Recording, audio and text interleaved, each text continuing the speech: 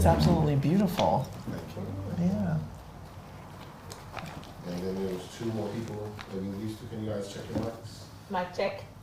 Okay. 10-9-8-7-6-5-4-3-2-1.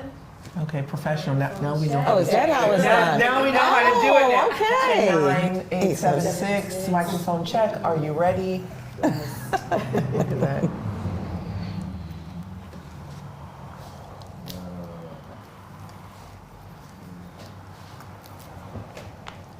All right. So, are we ready to start? Yeah, Yeah. yeah. Ready as we gonna be today. We will be going live in 5, 4, 3, 2, and action. Hi, I'm Dominique DePrima. Welcome, welcome, welcome on behalf of Wealth Management Financial Advisors. We are going to talk today about financial literacy. We've got an incredible panel. We're not just going to talk about it, we're going to get into it and get a little smarter, get a little bit more informed with the help of the entrepreneurs and experts that we have at our green table. The green table, it stands for money. This is about smart money, how to build your business and your personal finance, because we know more, and when we know more, we do better. There was a survey, TIAA Institute study in 2022 that found that only 37% of African Americans could answer questions about financial literacy. I would venture to guess, with no data at all, that this probably holds true or similar around the globe when it comes to black people and brown people, simply because we don't have the generational knowledge that's being passed on to us. We don't many times have access to the tools and the knowledge coming down from prior generations. Well, we're going to fix that. We're going to start fixing it. How do you fix it? There's no clear and agreed upon answer about what would bring financial literacy to our community. But what we do know is education makes a difference. We do know that information makes a difference. And we do know that learning from the people who are making it happen and implementing these ideas and strategies in their own lives makes all the difference in the world. So now I'm pleased to introduce our panel today. We've got 6 basic questions. They're all going to answer them in their own way. And we encourage you to put your questions in the chat, and we will address them at the end of this session. So looking forward to hearing what you want to know from a very well-qualified group of people representing different aspects of business and our financial life. My first person I'll introduce today is a successful business executive and an entrepreneur turned nonprofit leader. She's got over 20 years of experience as a corporate executive in contract law, best known for her leadership and for creating such well-known brands as Eden Body Works and April Parker Shoes. Now she's gone nonprofit. Her foundation serves as a vital community resource, ensuring BIPOC and veteran community members get equitable access to essential resources. April Parker, welcome. Thank you. Yeah, Glad thanks to for be being here. here. Can't wait to hear what you have to say about all 6 of these questions. We're also being joined by an alumni of California State University Long Beach, a business strategist, speaker, entrepreneur, community leader. She had a successful career in the wealth and financial management industry. She eventually transitioned into entrepreneurship full-time. She's known as a business builder and a crusader for entrepreneurship. She shares her vision of wealth creation through ownership when and wherever she can, which is lucky for us. Melissa Kyle Guy, welcome. Oh, Melissa Kyle Kofer, excuse me, welcome. Thank you. I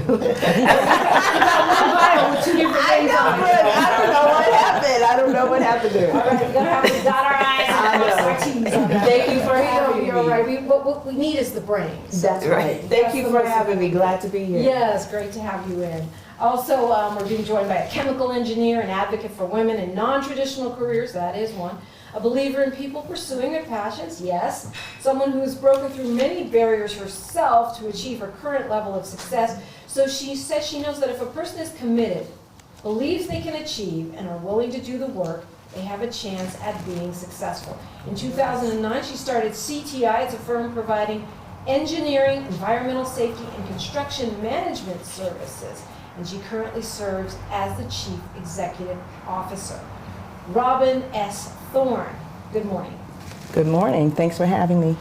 I'm like checking the name, double checking the name. Well, great to have you, and we are cute today, I have to say. Our panel also includes a seasoned and integrity-driven human resource director with 20 plus years of extensive experience leading HR teams, a crucial piece of the puzzle for business owners. She provides high-impact human capital development, strategic corporate staffing, and talent recruitment, and works as a human resource director currently for Tokyo Marine Insurance Cybersecurity Division. Melody Signature, welcome. Signator, good morning, everyone. Okay. Well, we're glad you're here, even if we don't have all of the names exactly as they are meant to be. We're also being joined by the Long Beach City College Board of Trustees member, filling in on the clutch here for us. He is on the Board of Trustees, Uduak Joe Uta. Welcome. Morning. Maybe, I'm filling in for my wife, Tanua. yeah, Who's maybe sick you today. can say a couple of things about yourself, because I do not have a bio on you and I don't want you to be dissed. No worries. I'm a fellow chemical engineer like Robin. Grew up in the area here in Long Beach. I've worked in corporate American in the public sector at the local and state level, and educator. And on the college board, we serve 34,000 students in the greater Long Beach area. Wow. Well, look, we all have so many to contribute. Lambert Adoki is also our panelist, and again, I don't have information on you as I should, so I'm going to have to ask you to tell us a little bit about yourself. The interview starts early. Thank you. Thank you again. Good morning, everyone. I'm Lambert Aduki. I'm a government affairs campaign consultant over 25 plus years, election consultant, and government outreach for small businesses. Thank you. Okay, well, it's great to have you guys together. There's a lot of brains sitting at this table, and we are going to make good use of them. What I want to do is ask one question, and we'll go around and have everyone address that question. Hopefully you'll be able to give us a 1 to 5 minute version of your answer so we can get through everything. And if you guys have, an add-on, let's jump in, let's pretend we're at my kitchen table. And keep it informal, keep it fun, keep it light, because I think many times we get the best information from building on what others have to say, and we'll do it that way, but we'll make sure we get to everyone. Our first question is, based on the findings of the study, only 37% of African Americans can answer basic questions about financial literacy compared to 55% of white Americans. What do you think it will take to change that? What are the things we're going to have to do to bridge that knowledge gap? April, you want to start? Sure. I think roundtables like this is a great start. I think we all need to take up the charge and invest in our community. Identifying that there are people that don't have access or don't even know that they're illiterate. And be an example and share information with them about strategies on how we do what we do. The wealthy have been wealthy for a very long time. Yeah. And a lot of these secrets are out there publicly if we were to go look. But people learn differently. And so in our community, we have to be vulnerable and transparent to each other and say, hey, I failed. Hey, I had to file bankruptcy, but this is how I recovered. I worked paycheck to paycheck. I was a single mom. I still did these things, and encourage people to become more literate and take more control over their financial futures. Then we can start to see those numbers change. Yeah, I like that you said, sometimes we have to take our own failures and make those into teachable moments, not just for ourselves, but for others. And be relatable, right? Be relatable. Well, yeah, sometimes easier said than done. Lambert, what do you think we got to do to get these messages across to people, or this information, not just to people in general, but to ourselves and our families? I think it will, having this type of community get together where you can actually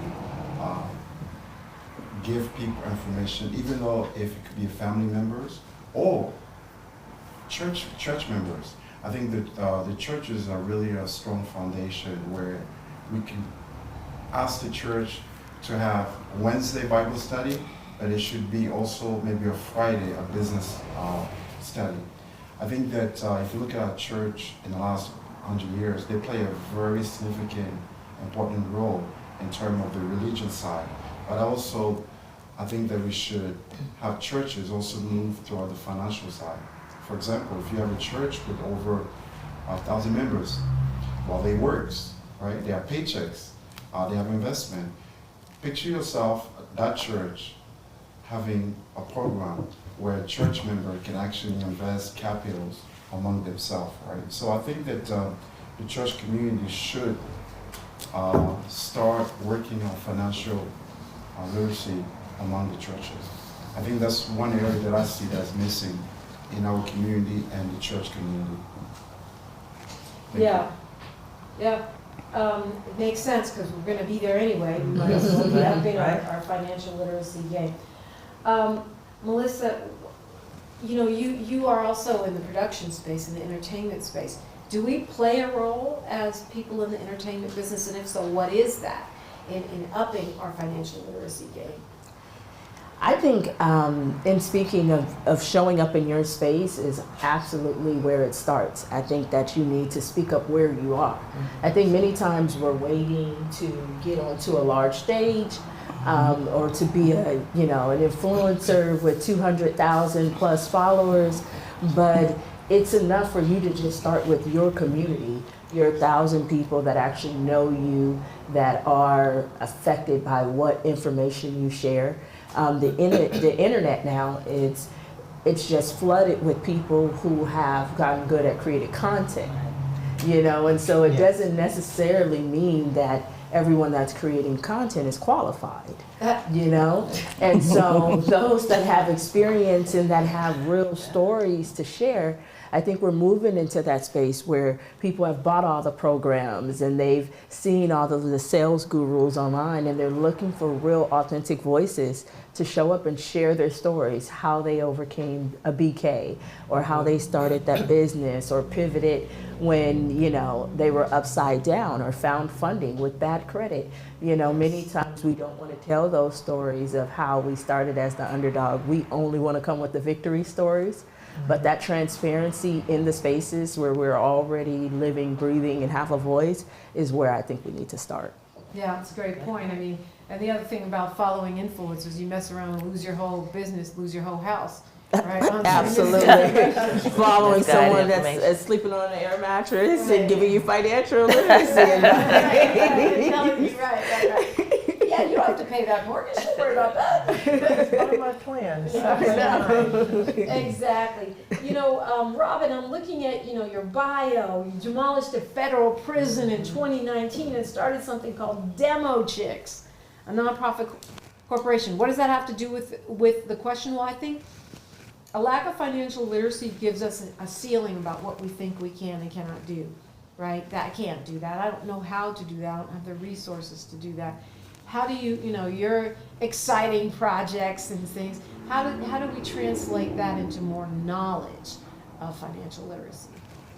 Well, I think one of the things that we have to do is be intentional and responsible ourselves, because this is an area that I struggled with. So I have financial advisors, and it's like, okay, that's what they do, so they can guide me and direct me, but I did not take the responsibility and embrace and engage. Right? Because even say filing my taxes, I sign the taxes, and then when there's a question, I was told, well, you signed it. I said, yeah, but there was a lot of stuff on there, but you're supposed to understand that. And but it took a number of years for me to understand that, because as an engineer, I know numbers, but I know engineering numbers, not the accounting numbers. But I think that with starting Demo Chicks, it opens doors for people and it creates opportunities. But we don't want the girls to just learn about non-traditional careers, but we want them to learn, okay, you're going to be making more money, bringing in more revenues, what do you do with it? We want them, it's like a holistic approach. Right, because otherwise we can have a good income and no wealth. Exactly. That's right. We can Yes. end up with a good income broke. Right. A lot of people in Los Angeles, and I'm sure many other big cities, that cost millions of dollars just to live in. Uduak Joe, you are in the education space. Is our educators, our colleges, especially high schools, doing enough? And if not, what should they be doing? And if so, how come I'm missing it? Yeah, at the community college though, I agree. It's not a requirement in high school to take a financial literacy course. It could be, it should be. We have at Long Beach City College community courses that are free. So we provide financial literacy courses at our local parks, on some campuses. We have a 3-unit class that you can sign up for $150 as a basic intro. And we just actually started partnering with a number of community groups to offer financial literacy in the neighborhood. Like we have a 6th district one in Central Long Beach. We work with Central Child and Latino community. And it's resources that connect people that are free or low cost that are out there. And you kind of get the basic financial literacy, but then it's taxes.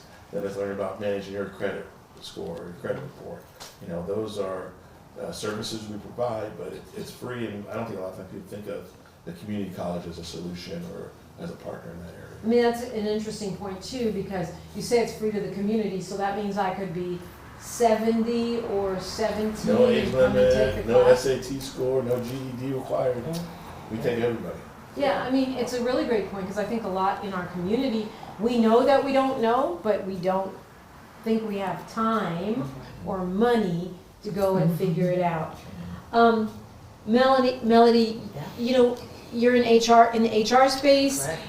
Do you think that this is kind of the role for a role for employers to be like how, you know, to get us from point A to point B and understanding? I mean, some have, you know, 401k plans and different things. Absolutely. And they might be administering them to people who have no clue what it is or why it's Great important. point, great point. My baseline is about broad spectrum because I am in the HR space, right?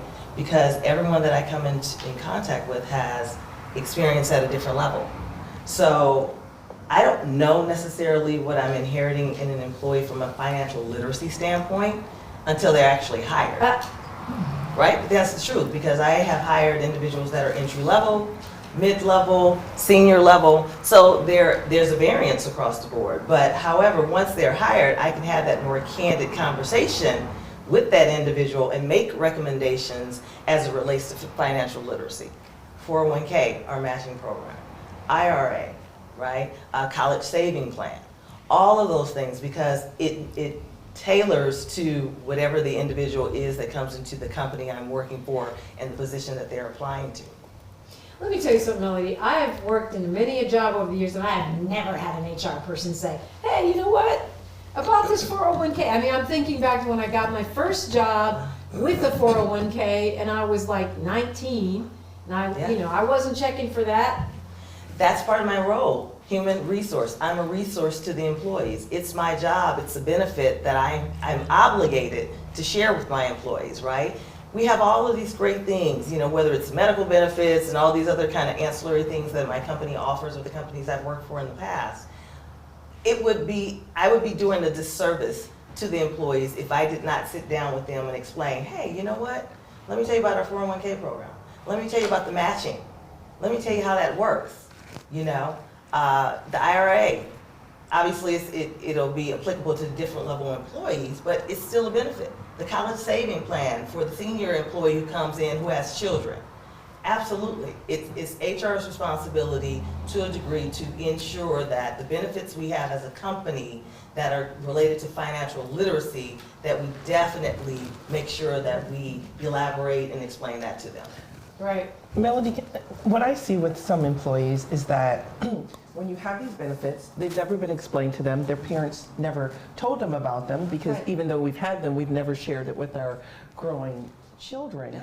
But they say, oh, well, it's going to reduce my paycheck, but they don't understand the tax savings because if you don't invest that money in yourself, Uncle Sam's going to take it from you. Absolutely. And how it reduces your taxable income. And it's a great way to start investing in yourself first.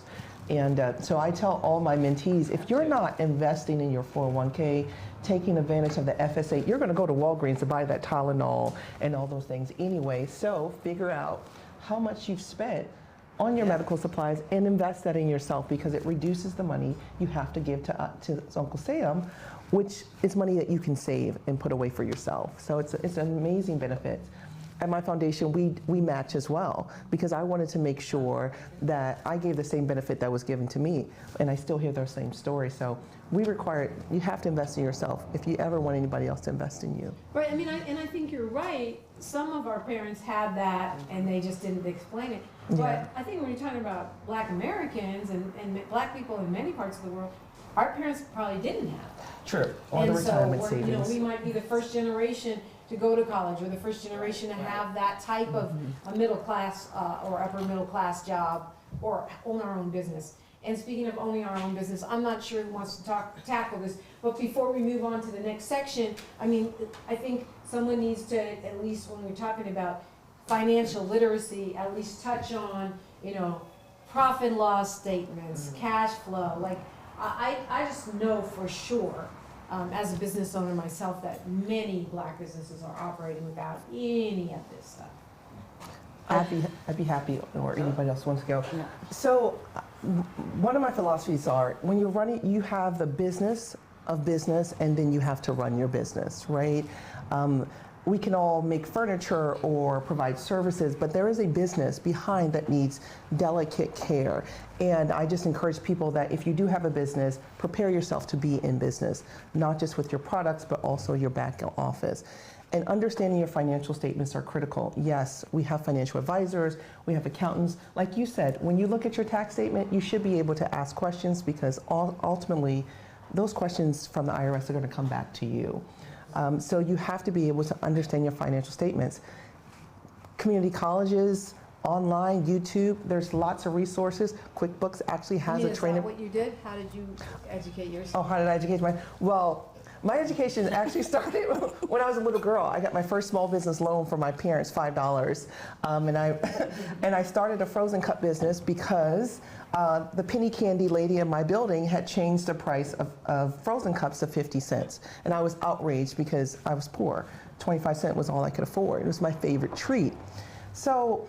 But I realized through that little experience that in my mind, it should cost what I wanted it to cost, but there's the cost of sugar and the cost of Kool-Aid and the cost of the cups. And from an early age, I could see that my experience, I was totally ignorant to the fact of what things cost.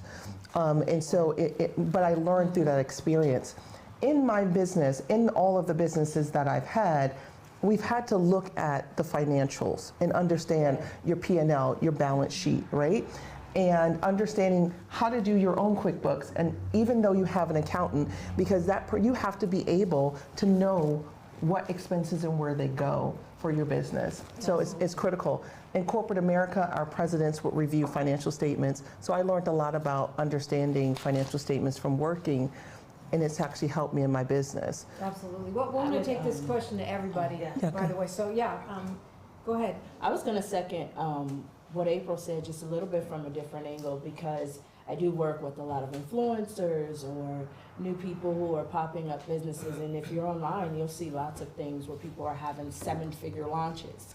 And you're like, how did this kid make $1 million in 24 hours with a hair care product or a cool little gadget? Well, many times people have great business ideas, but they haven't had any sound business mentorship or advice. So it's easy to access products now.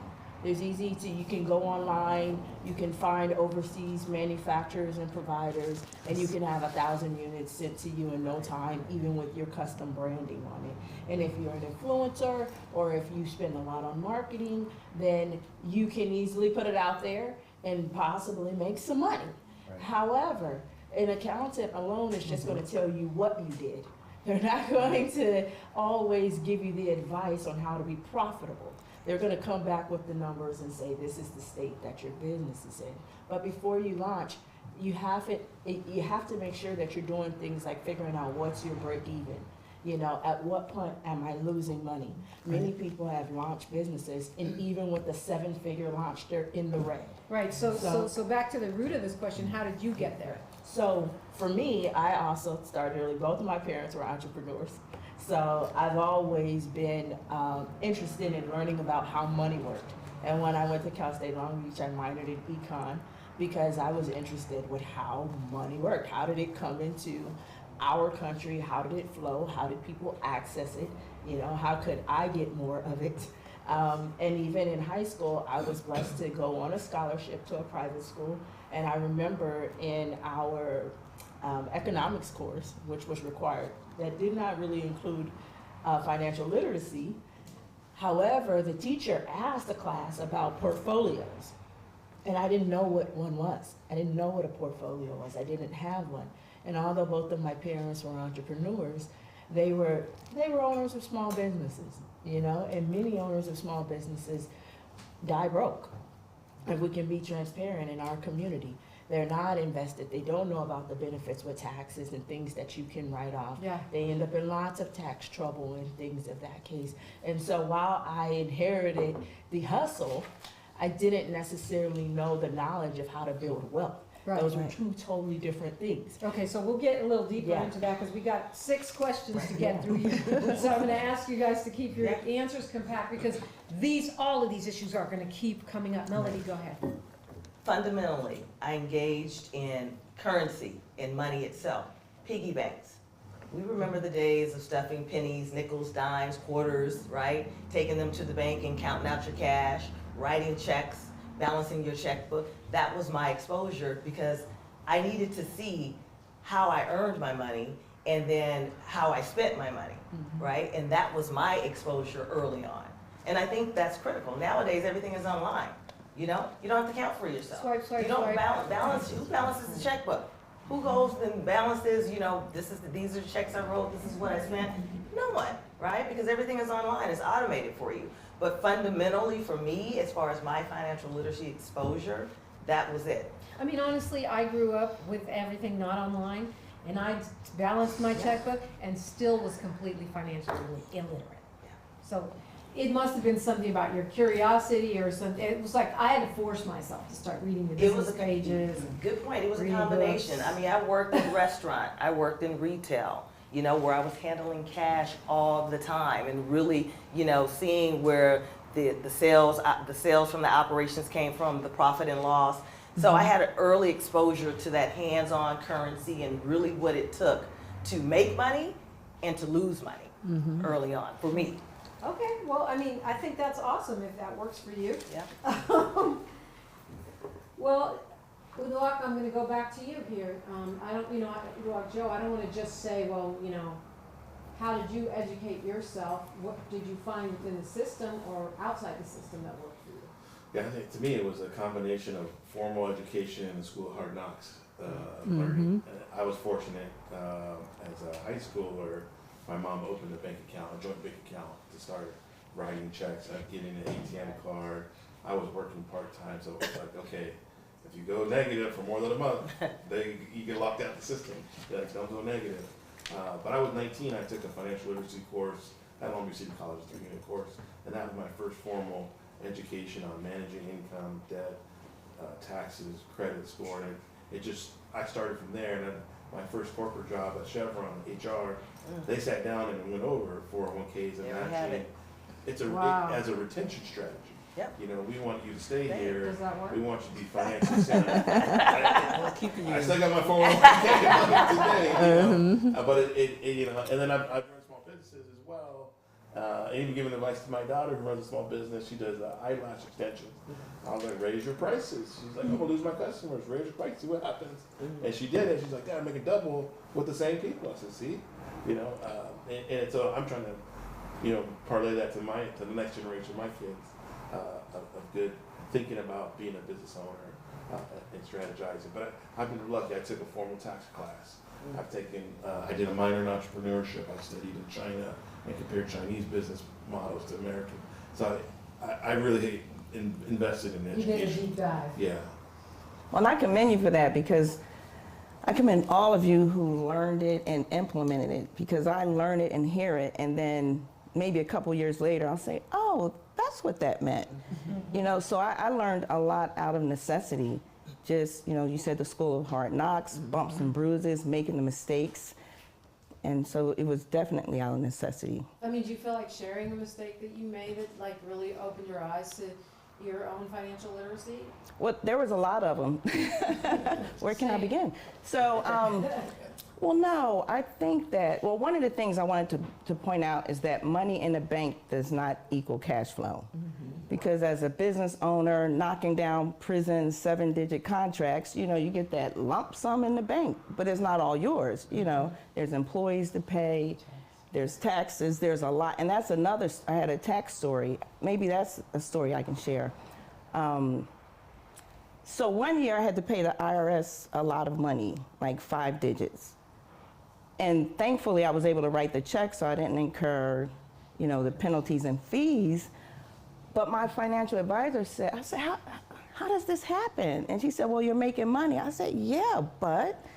And so what I found out is I could start a 401k through my business, and I could write a check up to 26 or 27,000. So that's what I did the following year. But that was a hard lesson to learn, you know, writing the IRS a check. But then another experience I had, so the next year, right, I had an opportunity to purchase a property for $43,000. And so I wasn't going to do it. I was like, I've never written a check that size. Well, what's going to happen if you write the check? Well, then I won't have the money. Well, it's a transfer of wealth. You're going from cash to property. And I was like, oh, what a concept. And so I committed to it. And then I left the office, and I was nervous for a few days. Like, I'm really going to write this check. And I did it, and I don't have any regrets. But I mean, it's just. Yeah. I don't even want to ask you what it's worth now. Well, I was able, so that's another story, like the family, right? So this was a property my mother owned. My parents divorced, and my mother had to leave the house. You know, we left the house. We moved from our 4-bedroom house into a 2-bedroom apartment. And then years later, my mother was able to buy her own house. And that's the house I was able to buy from her for $43,000 because it's what she owed on it. And then the $43,000, then she had something else, so it was another $15,000. But, and then I said, Mom, look, you started something in 1988 that blessed me. And she didn't want, you know, my siblings were like, well, you should pay more. But my mother wasn't interested in having this lump sum in her bank account. She wanted to help her daughter. And, you know, I was able to say, Mom, look at what you did back then. You didn't know how it was going to impact my life later. So that's a beautiful thing. That's amazing. I mean, it's you know, and I wish we had more stories like that to tell in our community. Lambert, you're next. I mean, you're working in, you know, in the area of government where finance can make or break a person, right? Yes. How did you become well-versed? Well, for me, my first experience is actually my first job in government, working for a congressperson. She was very key on not only learning financial, but also preparing yourself. My first job, I think I was 23 years old. I had no idea. I was happy for a paycheck. And it was one of the dream jobs but I was not prepared for all the benefit, particularly pension, 401k. And I was just happy just twice a month, the check was there. The second mistake that I made for me, my first 10 years, I used my personal credit to balance my business. Because in my mind, because I didn't know a lot, first it was a DBA, but if someone had given me enough information from the beginning, I would have transferred my business to a corporation. So all the money that I lent the company, it would have been a loan.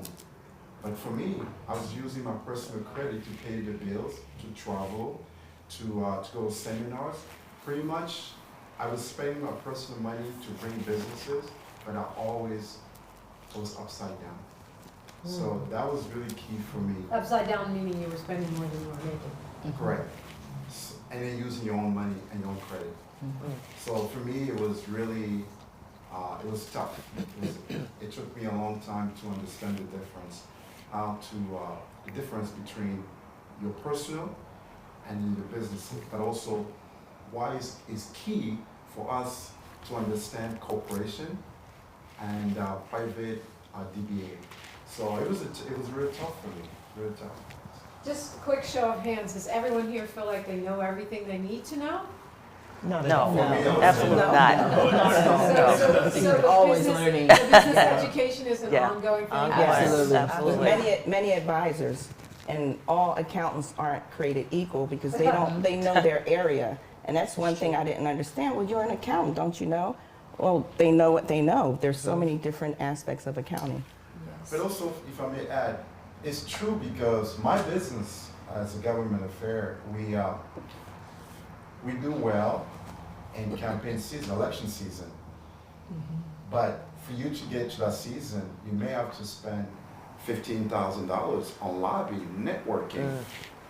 And because if you don't spend the money a year early, then your outcome could be less. So it's very, very critical to understand how to invest and how much investment. Almost like you have to play to play, because we're not getting contract where the phone is ringing and say, oh, hi, remember how you doing today? I have a contract for you. We have to go out there and lobby and networking. So it's a very unique way for my business type. And it's very big also across the country. Yeah. You know? Keep in mind that every 4 years we have elections. Every 2 years we have elections. And then also, so for us, the challenge is always how much money as a business person, how much money should I invest next year? And then also, it's better to cut down your personal spending, but invest money in your businesses so the following year you're very strong with your goal. If your goal is to bring $1 million, but how you get to that $1 million? But you may have to spend $20,000 to network to get access to people. So that's kind of a little stuff that I did a little bit different. I mean, not to mention marketing. I remember when I started my business, there was nothing. Oh, I have to let people know I exist. Right. Yeah. Right. I didn't think Yeah. of that. That I've been talking. I would say that even like most businesses that come to me, they've launched a business, they have a website, they have all of these things in place, and then they're like, nothing's moving. And I'm like, what's our marketing budget? And they're like, I don't have it. And we're like, that's the business. That's the blood of the business. It doesn't flow if you don't have set aside funds to actually move the business through marketing. Yes. So talk to me about what the tools are, the systems that you have in place to support your business finances. So I would say first things first. I don't even know if this is a real term, but with myself and my clients, I call it RPAs, revenue producing activity. So that is what I focus on with myself and my business, and even with other entrepreneurs that are starting out. I find that especially with millennial entrepreneurs, they understand that.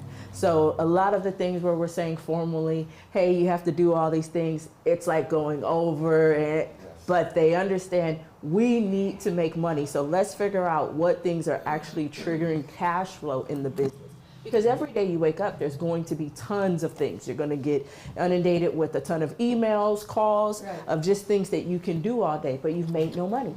So now if you say, what are my activities that actually make money for my business? I start with those every single day. So if it's making sure that invoices were sent, checking balances, you know, anything that is going to bring in money, that's where I start. But again, I mean, to Lambert's point, sometimes the things that are going to bring in money aren't the things that bringing in money right that second. Right. It's that money output, or I do so many free events. I'm like, why am I doing all these free events? And there's a difference. You're This is- absolutely it's not right about producing that. revenue, but it's producing momentum of some kind. Absolutely, and you have to balance that, because if you have to survive, like you said, now he's using his personal credit to do. You have to balance between.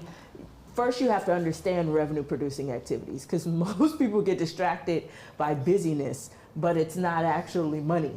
You know, so once you can segment that, what do I need to do today? Today's activities that can generate some money. If it's like following up on leads, so many people sign up to go to trade shows. How many people actually follow up with those leads when they come back to their office? Yeah. So it's like a simple, they can be small things where it's like now you're just busy, but if you just made 5 calls a day, you could convert it into a sale. Dominique, if I may add, it's one thing I also learned in my business, the first 10 years, the mistake that I made that actually cost me a lot of money was that I would write my own contracts for my clients.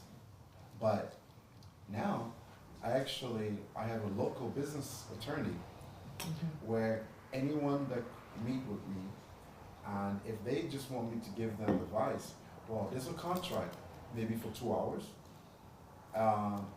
And also in events that they're willing to move forward, but having also a business attorney, putting the contract together so you protect yourself and your businesses.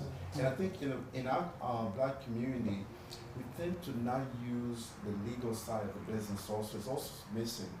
It's very critical because here you are, you have a contract for $50,000 and then you sue your clients, you go to court, and then the court, all they want to see discovery, right? Where we start? Well, the contract is kind of like the first line of defense, right? What, Your Honor, this is a contract and this is a term. The other side may come and say, well, he violated the contract because I didn't like, he simply didn't return my call fast enough. I thought that was not good enough. But guess what? The contract that's the base of the contract. Right. So the legal side also is important for us to have legal services to protect ourselves and our businesses. And that hurt my business for a long time. Because like I said earlier, I was writing my own contract. Right, so that's, so you kind of answered the question that we're going around with here, which is what are the tools and processes that you have to support your business services? And April? So I've learned a lot from running for-profit companies and actually use a lot of that. I think that's why I'm successful as a nonprofit, because I still implement the same kind of corporate practices. And for the tools that we use we understand our costs, right? We understand what things cost us. I was so proud when we started Eden Body Works, and I used to buy something retail for $10, and I was actually able to get to the manufacturer and get it for 61 cents, right? So I understand the cost of what things are, and I understand my expenses, right? Whether it's your personal finances or your business finances, if you don't have a budget, then you're just watching your money, right? You're just watching it leave. I invested, even in my businesses, first we invest in the things that we want for our business, but then we make outside investments that can also make us money, right? I actually invested in the bottle manufacturer because not only did I see that as an asset for me, but it could also generate other revenue. On the nonprofit side, again, we run it like a business. We understand what things cost. You talk about revenue generating activities. As a nonprofit, I have to write grants. Those grants don't get awarded anytime soon, but my business and my employees still have to be paid. I believe in partnership in your business, that you should have, again, one person that is as good at going out and doing the revenue producing activities, but also someone who is managing the back end. And that could be the same person at some point, but as your business grows, you need those two parts of the equation to balance it. So for us, we keep track of our expenses, we keep track of the revenue, we plan, so we have an upside downside. When I'm going after grants, things that I know have a more than 50% opportunity of winning, and things that are lower, we manage that and we review it every week. You have to look at your books, not just during tax season, but you have to look at them on a very frequent basis to know what things cost. That's not fun, but. No, it's not fun. It is. But it's necessary because, like you said, like somebody said, there's lots of money coming in, right? Mm-hmm. Yeah. But if you don't know what your expenses are on a weekly basis, because we run payroll every Friday, right? And so, like, great, we got a $100,000 grant. The payroll is $100,000. So, you know, we have to make sure that you actually, because you get excited, right? We're making money. We got $1 million. But if you are, maybe we don't need Netflix and Hulu, right? Maybe we don't need them both. mindset for me is important. I'm one of those people that I believe I can do anything I want to do, right? But what comes with that is that I do take risks, but I make sure that I evaluate those risks that I can accept the good and the bad consequences. Yeah. I can afford to take those risks. Educating myself, I read a lot. I think that people perish for a lack of knowledge. It's not an original quote, but we have to invest in ourselves and understanding. We have to read, learn from people who are already doing the thing you want to do or making the money you want to make. Pick up a book and read it. Watch a YouTube video. There's so much information out there. I think at this point, there's enough information out there that if we would just grab hold of it and digest it, that there's opportunities for success. Right now is the season for Black people. We are popular, there is funding out there, people are finally realizing that we're disinvested. And so if we can just get our mindsets right, get our own personal finances right, now is the time to start a business. Office of Small Business Development at the county, state, and federal level, they're giving away so much money. Now is the time to invest in a business. Melody, go ahead. Fundamentally, I think we need to know how we're spending our own money. Yes. It's personal accountability, right? Yes. Because if we don't know that, how are we then going to transition into an entrepreneurship and business finances, right? Oh, definitely. So I think that's the fundamental piece for me is how much money am I spending per week, per day, eating out, Yes. buying things, whatever the vice may be, right? Not to say you can't do it, but you have to look at the bigger picture. What is it that I'm trying to obtain? Am I trying to obtain wealth? And in doing so, that means I need to probably scale back on some of the things that I may want, but do I need them? And that's the question we have to pose, right? Now you sound like Marie Jerry. I You have to know the difference between wants and needs. You have to know the difference between Right. wants and needs, the smart money rules. That's what it reminds me of. So what are the tools that you use, Melody, to keep yourself on track on the business side with, with the finance piece? You know what? I really do monitor my spending. I really do. Admittedly so, Marie and I have worked together for a very, very, very, very long time. And I remember some fundamental conversations we've had, and even when she spoke at some of the conferences that I had as part of one of the events that one of the events I attended, and it was investing, and it was all of the things the makeup that you wear, the clothes that you buy. Why don't you invest in those Exactly. companies?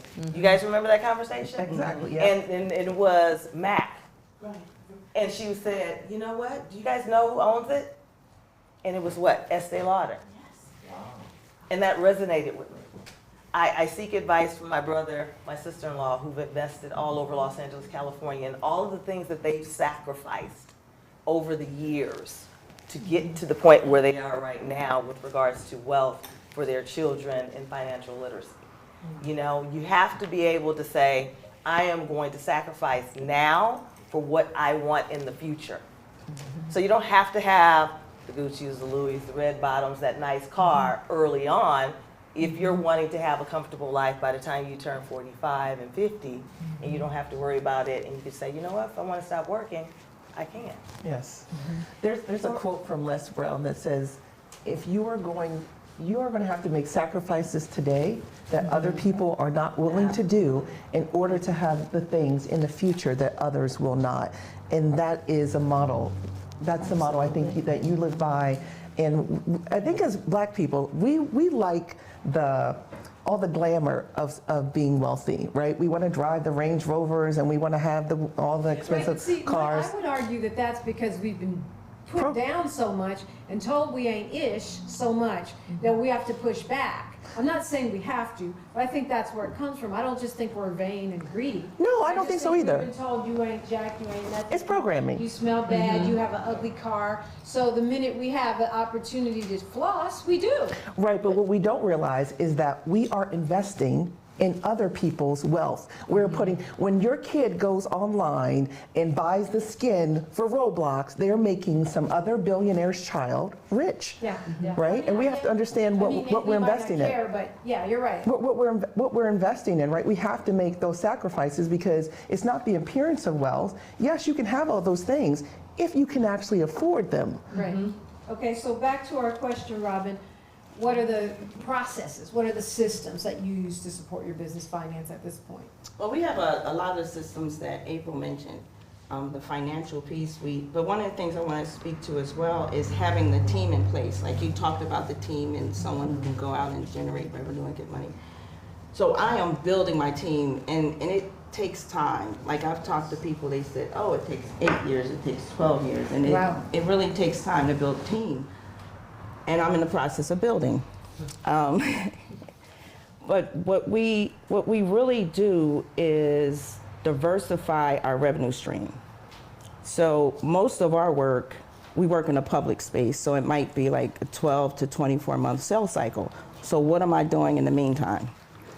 And then the types of projects. So we have projects, something called staff augmentation, where we have employees, engineers who are placed on different projects.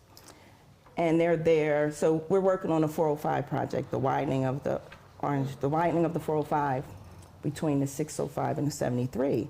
And so I've had 3 employees on that project for 5 years. So that's monthly income for me while I'm looking for other opportunities. We do federal government contracting. We were awarded a contract 2 years ago.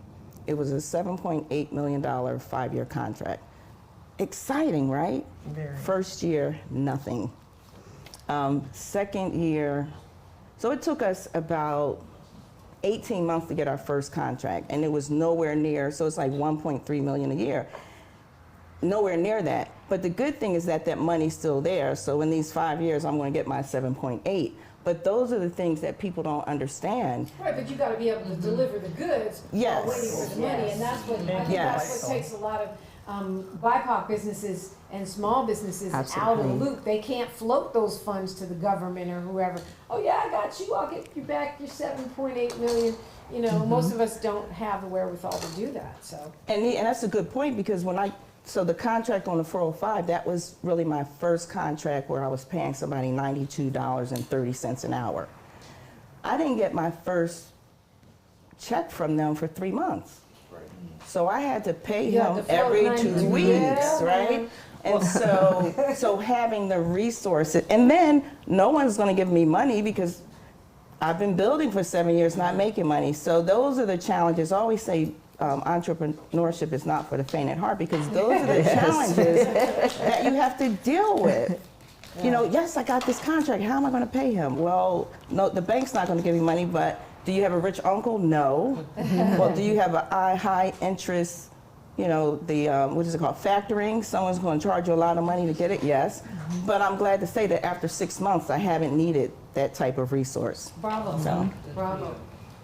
So I want to ask you the same question, Joe, which is what, well, I don't know, you know, in your work, if you need such structures, but what would you recommend? Yeah, I always think of a quote of a good friend of mine, Carl Kemp, you know, you want to be hooked up, you got to be hooked up to bull. You know, like, get all the papers in order. Do you have insurance? Is your articles of corporation? Are you registered with the state? What kind of corporation do you have?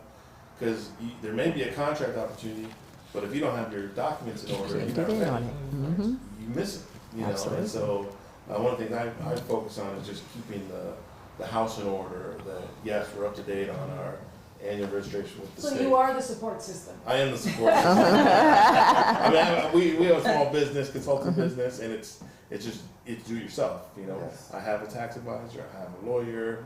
I know if I'm going to call a lawyer, it's going to be $1,000. So I don't call until I'm ready with all the information. Okay, here's everything. Let me know tomorrow. You know, to try to minimize it, but it's balancing. You know, checking the accounts. But it's like there's a grant with LA County right now called the Economic Opportunity Grant. Yes. But you know, it's a free $25,000. Yes, yeah. You know, you can go online. But if you're not You have to be incorporated business. you know, if you don't have a bank account, you know, where are you gonna get it? I don't know how my daughter, my 24-year-old, but it was like during COVID, she wanted she could have been eligible for grants, but she wasn't incorporated. She was doing sole proprietorship. So I was like, get incorporated, you can get like $50,000. Oh, okay, you know. And so, but you gotta be in And your she has business a dad structure. who would tell us. And you got the dad telling her, I said, What a hey, blessing. there's free COVID money Yeah, out yeah, there. yeah. Get your business in order, you know, so you don't miss out. But if we're not like you, who just, or you, Melody, who just love this stuff from the minute we were 6. Oh, word. That's right. I know that's what says little Melody. You know, majored in economics at UCLA, and you learn from him. That's awesome. But where does one turn for help if they're not either of you guys? There's resources. Yeah. So Long Beach City College runs the Small Business Development Center for Southern California, so SBDC. There's free and low-cost classes on how to business management, accounting, marketing. Those are there. But I also, it's like I look at friends who are in business and have conversations. How do you do it? Where do you generate leads from? You know, so that relationship, or some people, you know, the professional societies are great places to have those conversations, to share best practices with people you know are doing similar. We're actually contracted with the city to help Black businesses be ready for grants and opportunities. Long Beach. So well, we actually help Orange County and LA County, but we specifically have a contract called the Business Navigator Program, where we do outreach to Black businesses. We do an intake and evaluation of their entire business, and we identify what areas they need help in, and we either coach them or put them through training for that. So we are the Black Small Business Hub for helping Black businesses get grant funding. And I can tell you, and more than 50% of the clients that come and apply for that grant, they're not ready, right? Either their personal taxes are mixed with their business taxes. And so we're trying to get Black businesses to be ready so they don't have to get ready. I try to stay ready, right? And again, a lot of this stuff isn't told to us in school. When you open your business, there's no test you have to take in order to do it. So people don't understand the importance of their business taxes, their personal taxes, and their personal credit. Those things have to be in order. But it's something that's achievable. And I think if for the listeners out there, I want to let them know that it is achievable. Even if you have a 520 credit score, if you start today and start working towards the future and not give up, all this is obtainable. None of us have anything out that really is different than anyone else out there. Yeah. It's the mindset. Okay, so, did you want to jump in? I just wanted to say one thing we haven't hit on, and that was actually very important in my journey, was service. And I think that, sometimes it is school, there's formal education, but I think now there's a lot of emphasis on being a boss, being a hustler, you need to be seen as the CEO, but we're missing that servitude.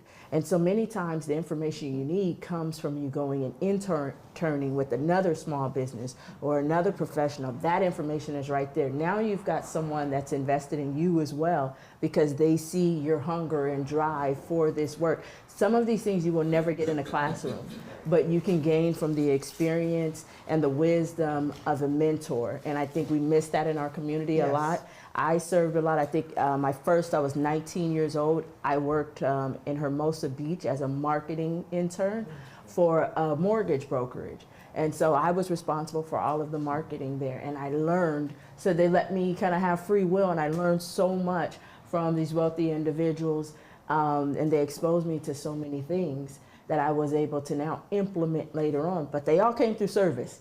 You know, I was still working a job. I was working too, and then still going and doing these internships. So you're going to have to pay one way or the other. Either you're going to have to pay, if I didn't know about Long Beach City College, and the City College system offering so many things. I don't know if they did that back then, but you normally have to pay to go to a university to learn things. So you can pay with your time through service and learn many of the skills that you need to learn. Yeah, I think that's right. And we always hear, and I'm sure you hear this in the human resource side, well, we couldn't find any qualified Black individuals. Exactly. And I feel like when we go in and intern, now they know a qualified Black individual, or at least one they're not afraid of. So then, there's a greater possibility of bringing diversity into the space. I think this is a really important point. For this question, I'm going to start with you, Ms. Signator, because You just have that, you seem to have that knack, which is, what advice would you give or what advice do you follow to not live paycheck to paycheck? You have to pay yourself first. Okay, everyone says that, And and listen. it's like, Charlie Brown's parents.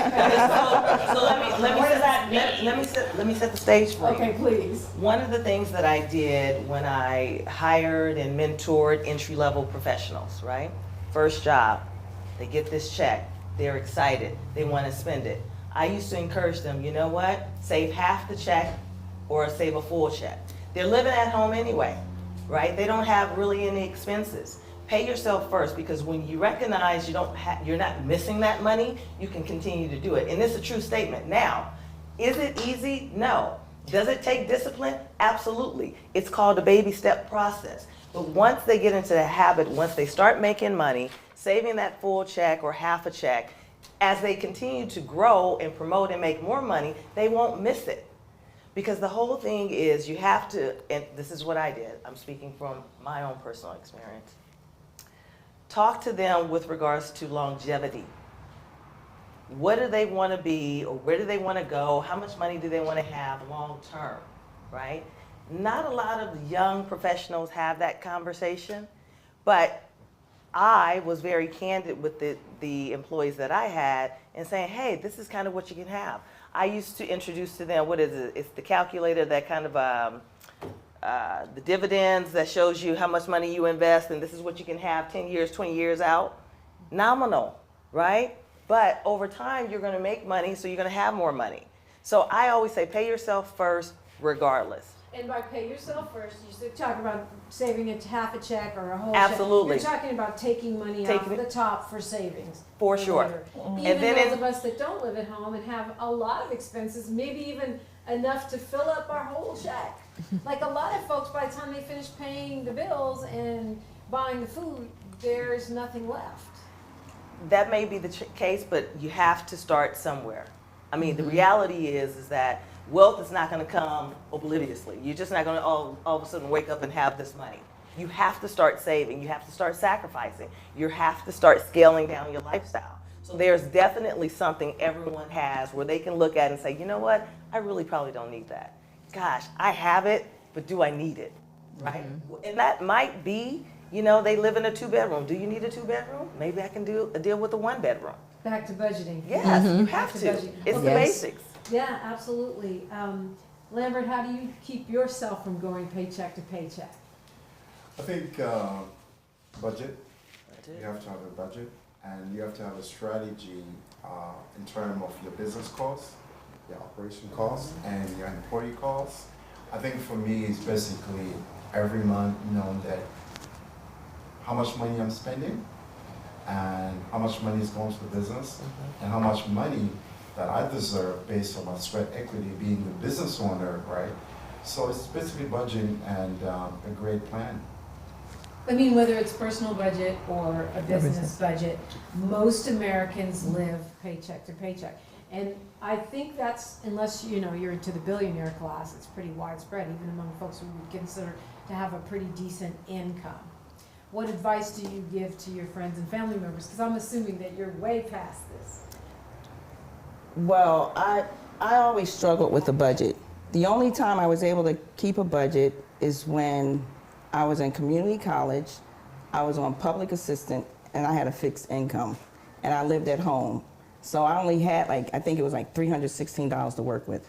So it was what it was. But when I started, so I went to school, got my engineering degree, graduated, started working, and lived paycheck to paycheck.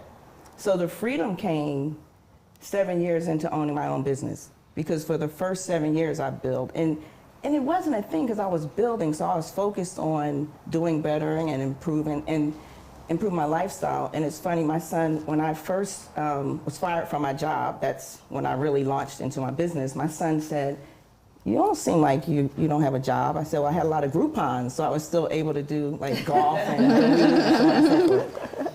But 7 years in, when I actually started making money, and I work with Marie, and she is hardcore. She watched me evolve. She used to say, how do you survive? So then when I got to the point where we were making money and I started being able to pay myself, I gave myself a raise so I wouldn't have to live paycheck to paycheck. And so my income far exceeds my expenses. And But a then, lot of people get the raise and then they expand the spending. no, I didn't. I've done it No, myself. I don't. What happened to my I'm raise? simple. I'm really simple. No, I don't know. I don't spend a lot. I spend more in the business. Like personally, I So just you're don't frugal. spend a whole. I hate you. Not really frugal, because playing. you talk to my mom. My mom's like, "Oh, you just have the best things. You go everywhere," and I do a lot. So I'm enjoying my life, but I stick to don't the plan? do red bottoms. I'm not going to spend a whole lot on a purse because you sit it down and get scraped up. I like fine dining. I went to the Super Bowl. That was exciting. Have to reward But yourself, not really. you know? Oh, and so last year, so I had a Malibu, like I say, a vehicle, tires that gets you where you need to go. And then one of my employees had a Mercedes, another one had a BMW. Didn't matter to me. So when it was time to get a new car, they were like, "You better not come back with a Hyundai." And I'm like, 4 wheels, get you.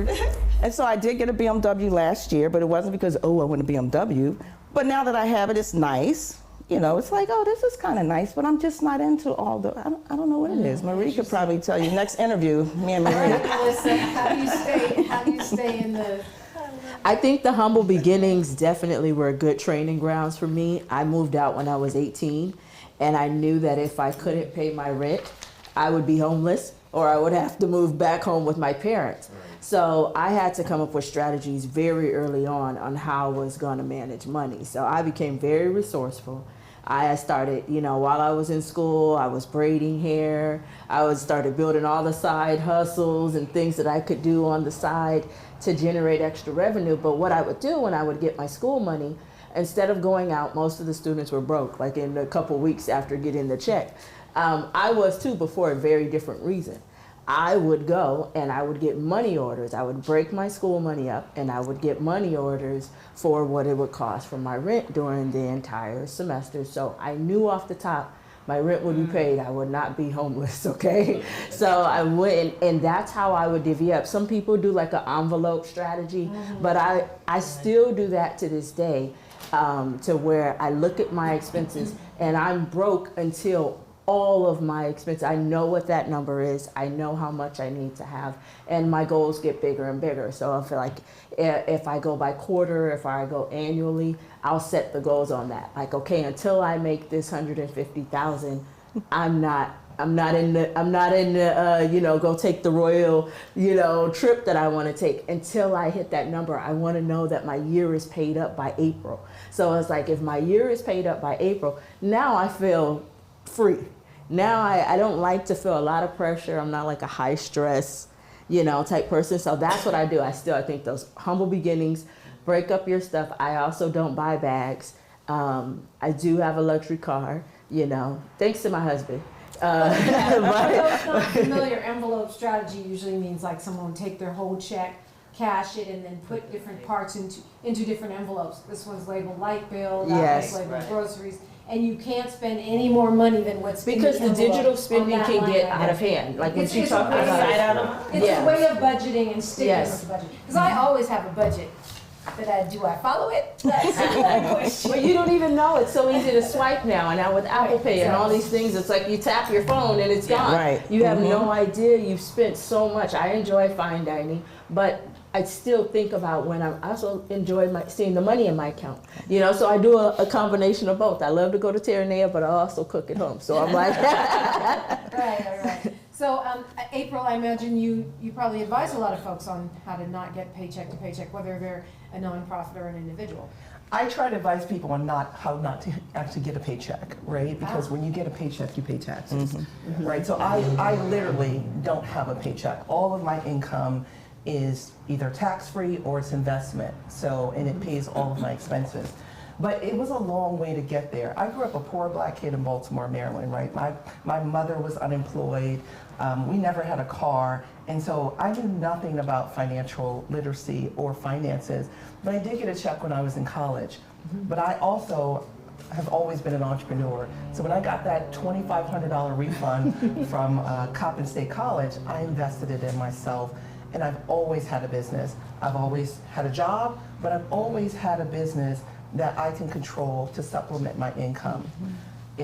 From an advice perspective, the thing that I did was, yes, growing up poor, when you get access to a high-paying job, you want to buy all these expensive things. And I went through that journey, and it led me to the point where, yeah, my expenses were higher than my income.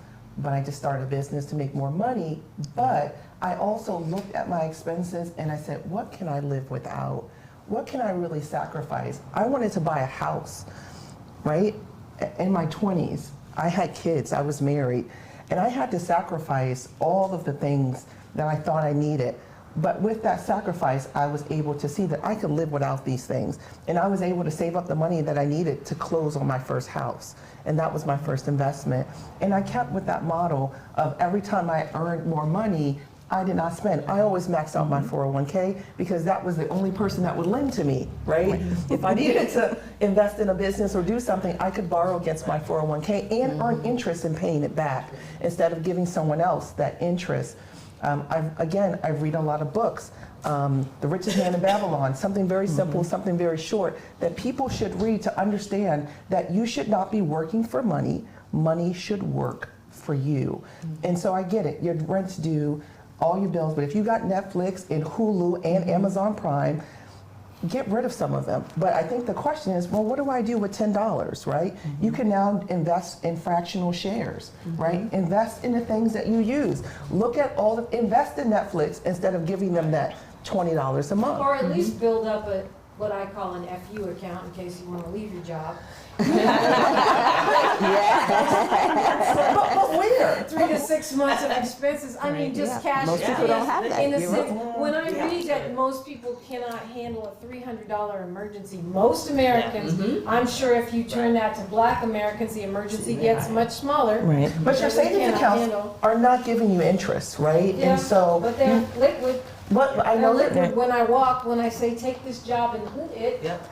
right? But and so I'm not against savings. I have a savings account. You should automatically have your savings taken out of your checking account every month, right? I'm for savings. However, you cannot become wealthy by saving. It is impossible. No, but you could have freedom.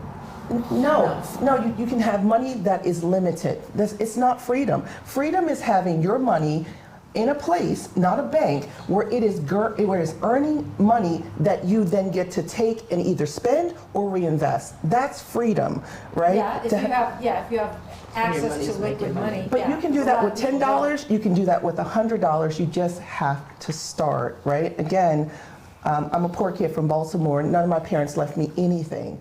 They didn't teach me about money. But what they taught me was that I don't want to be poor and broke, right? You can be poor, but to be broke is something entirely different. It's a mindset. And so I don't care if you have $10 extra a month or $100. Take your Netflix money, take your Starbucks money, and stop investing it in other people, because every time we are over-consuming, we are investing and helping other people. Or we're just enjoying our lives. I mean, there's that. You can enjoy your life. No. You can enjoy your life. There is Listen, that. I have a luxury car. I have luxury bags, right? But that is from the interest that my money has earned me, not from me working, right, to make money just to give back to the people that paid I me. think the thing that helps me when you look at a small amount, like what you spend at Starbucks or what you spend on Netflix, is annualizing it. Right. If I say, That I'm too. spending $20-$30 a week, let me, times 52. We're eating out. Now it's Yes. paid. Yes. If I That's just- precious. Because Yeah. the biggest mistake I used to make is I would always say, oh, well, it won't make or break me. Right. Oh, $10, it won't make or break me. Okay, 10 times 52, Right. well, maybe, Right. There's a different conversation. There's a free app into it called Mint, right? I had this in my 20s. It's back and it's still free. Mint will just connect to your bank account and it will categorize your expenses so you can see whether you create a budget or not, but information is key. You don't know how much you're Is spending. that secure? No, it's by Intuit, which I is, use it, yeah. yeah, That was my Yeah. first account. Mint, Mint is it's software. absolutely It's free. You software. connect it to your I mean, bank anything account. that connects to my bank account, I'm gonna be wary about. It's made by Intuit, who are the people who make QuickBooks, right? So it's a huge TurboTax. They're And it's been around for a long time. Yeah. What it does is it will categorize your money and show you. That's how you know how much you're spending. And Yes.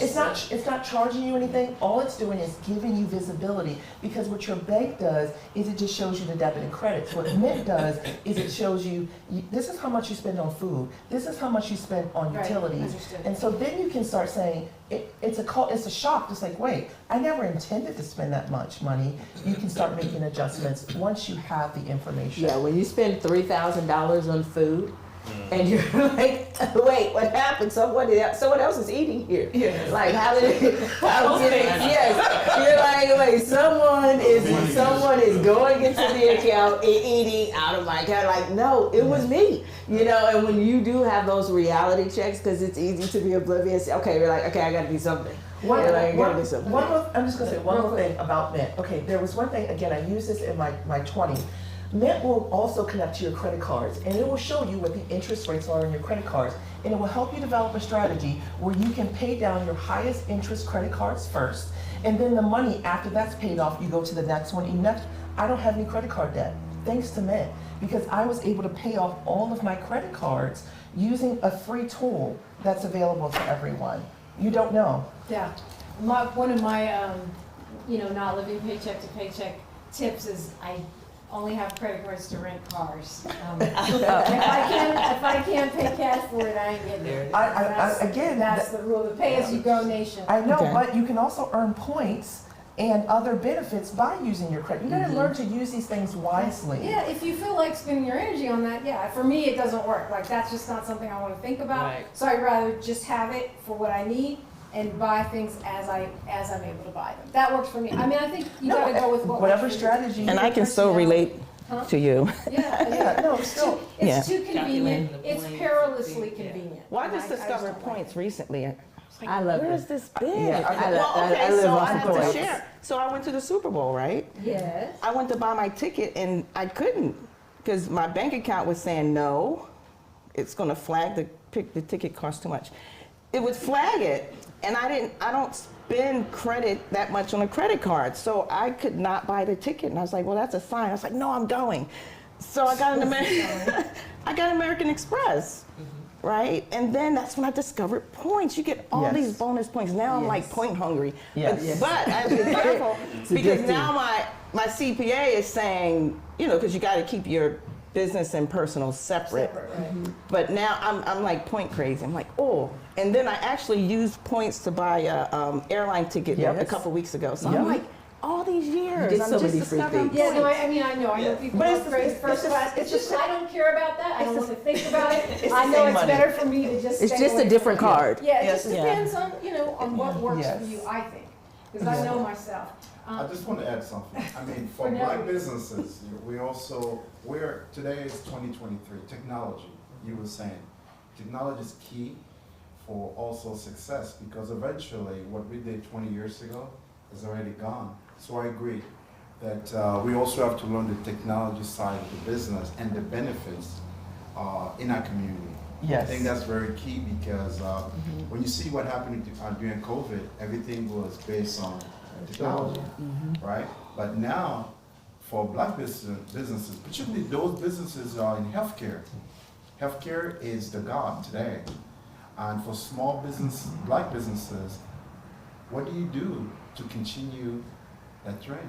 Because Technology. everybody's getting sick and we have a lot That's of old right. people. So technologists grim. also should be Right, maybe the understood. next topic for us to have in the near future in terms of how we educate our businesses, the black businesses. Yeah, and Absolutely. individuals too. I mean, Yes. we've seen that a lot with, especially with the elders, as you point out. Yes. Trying to do things online now and they don't know how to use their phone for anything except the phone. Even young people. I mean, we found that out during this so-called remote learning, and so definitely that's a great point. Okay, the last person to answer this, Joe, question about how you avoid going paycheck to paycheck. To me, it's savings. I started saving a long time ago, building that up to give you, to me, it's like peace of mind and anxiety. They're like, oh, yeah, if I need to leave my job, okay, I have savings. But I also use tools like Mint to manage, okay, my eating out's getting too much, or clothes, or travel. The constant monitoring of, it's either you gotta make more or you gotta spend less. And it's keeping your expenses low, and then looking for, taking the leap of faith of different jobs that, like I used to work for the city of Long Beach for 5 years, and there was a contract that stalled where we didn't get a raise for 5 years. So but CPI went up like 10% over that time. So it was like, the money in the bank, it only worked 90 cents, per dollar. And I left the city and took another job, which paid more, but didn't have the retirement benefits. I'm smiling because So- you're saying things that some folks might not understand what you mean. When you say 90 cents on the dollar, you're saying when you started the job, So, the dollar yeah. was worth $1 Right. a year later because If you're making because $100 an hour, now you're Yeah. making 90 cents an hour, or $90 an hour, Right. $80 an hour. in the It's real, the same in the amount, buying but power the of cost, your money. the cost Yep. of living keeps going up. Food costs, rent costs, and so forth. So it was, I had to make more money, so I ended up leaving and taking other jobs that have more. Yeah, I mean, that's the standard thing, right? You either have to spend less or make more, Yeah. Right. Yeah. Or Yeah. both. or Yeah, both. you do both, yeah. You keep it lower and lower. I mean, it's, one thing I was gonna say, right now, there's student loan forgiveness. I worked in the public sector for 12 years. I filled out the form last fall, and just about 2 weeks ago, got noticed $35,000 of student loans, debt's gone. So there's programs out Wouldn't the there. Supreme Court decision impact that? No, it's a different one. There's Oh, it's a different So I did the forgiveness. public service loan for you. So I worked for the government for 12 I years. gotcha. So Yeah, and that I was made so 120 payments, but I still had loans left over. And so USC is a little expensive for grad school. So I got 50% off now. So that's another way. I don't have student loan debt to pay anymore, and that changes my net worth calculation. Goes up. But being aware of like what programs out there from time to time. That's how I bought my first house, was the Obama first time home buyer tax credit back in 2009. I was the first time to buy a house, and I knew about the programs. I was reading the news. There's one in Long Beach now. Yeah, right now Long Beach has another one, $20,000 for first time home For buyers. first time? Yeah, but it's that. I mean, for me, that was what made me start getting more financial literacy. I said, I want to buy a house. Yeah. I hate all this stuff, it's boring, it's terrible, and I made myself start reading the business section every single day. And I've shared this before, but one of the conversations I had with Congresswoman Maxine Waters, when I said, how do you have the knowledge to run the Financial Services Committee of the House of Representatives? And she said, you start by reading everything until you understand it. If you have to read it 3 or 4 or 5 times, don't assume that you're stupid. Just assume it's badly written and keep writing it, reading it until you get it. Yes. And I just love that because there's a factor of elitism, like if you don't have a business degree from Stanford, you'll never be able to understand this. And a lot of time it's just, Exposure in time. yeah, hearing it again and again and again, like in advertising. Okay, we're doing pretty good here. I think when I first met Marie Deary, when I first had contact with wealth management financial advisors, we had a conversation about retirement, and I said, I don't have to worry about this because I'm not going to retire. I'm just going to work until the wheels fall off. And I think a lot of black folks, we do have that plan, if you want to call it a plan. I think the thing that kind of really was a wake-up call from that mentality, aside from, all of the propaganda I get from Marie in my ears, is this idea that, what if you can't work? What if you don't feel good? What if you want to work less? What if you have health issues? Just to say, well, I'm going to work forever, so I'm going to pretend I don't have to worry about retirement, is not a realistic strategy for a person that's going to live past 50. So I want to hear from you guys about what your retirement plan is. What's your approach to retirement? What are you personally doing about it? I'm not going to pick on Melanie again. I'm going to go back to Joe because we left off with you talking about the paycheck to paycheck strategy, and you seem like you track everything. Oh, this is how dollars work now. But engineer, if you love Excel spreadsheets. Is that what it is? My head would explode. You're like, it's not my thing. But, what's your retirement strategy? It's to me, it's a diversified strategy. So, I know I've paid into Social Security for decades. Working in the public sector, I have a CalPERS or public employee retirement, but also I've been saving 403B, 401K over the years, and investing and growing that. So those are kind of the three buckets right now. But it's also as a family and as a couple, we've been having those discussions like, okay, where do we put our money now that we're in a different, we're older, we're in our 40s, we're not in our 20s anymore. Different investment strategies, and so it's thinking differently of the next job or the next career, like what do we want to do differently the next 20 years to make sure we're in a strong financial position. So it's being conscious, but it started a long time ago. And it's tough because some people weren't able to save or start thinking about retirement in their 20s. Unfortunately, I've been able to, we've been able to do that. So you've been on track since you were supposed to be on track. Yeah. Awesome. Okay, I want to turn to you, Melissa, because you talked about, growing up without resources and how it made you very careful with your money and give you the strategy for getting all your bills paid by April. I also grew up with no resources, but it gave me the opposite idea, which is that, I got it, I want it, I'm gonna get it while I can get it, because nothing is promised, and you know what I mean? So I find that with people who grew up with no money, it's usually one extreme or the other. We usually overspend or we're very, very careful. And I'm assuming you probably have a careful retirement strategy. I am careful.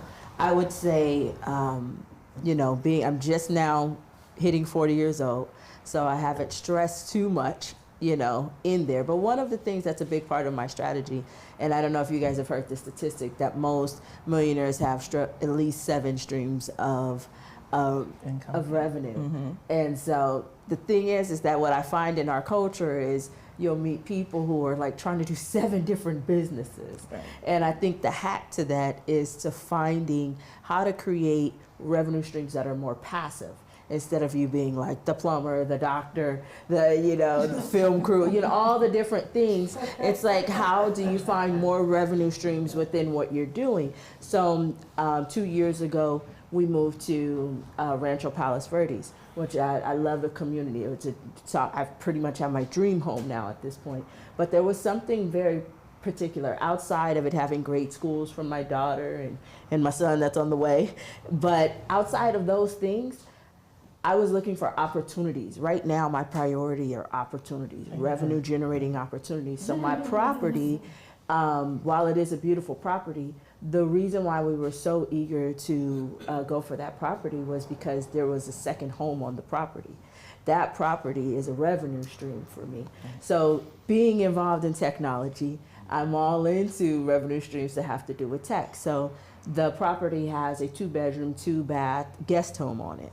And so I utilize that as a revenue stream. So technically, I can live in my home at no cost, which is how I, build wealth. The same thing, the property is a beautiful property that can also be listed on Peerspace, where people can use it for film shoots and photo shoots and things like that. So the property, yes, while I live there, it is a huge revenue stream.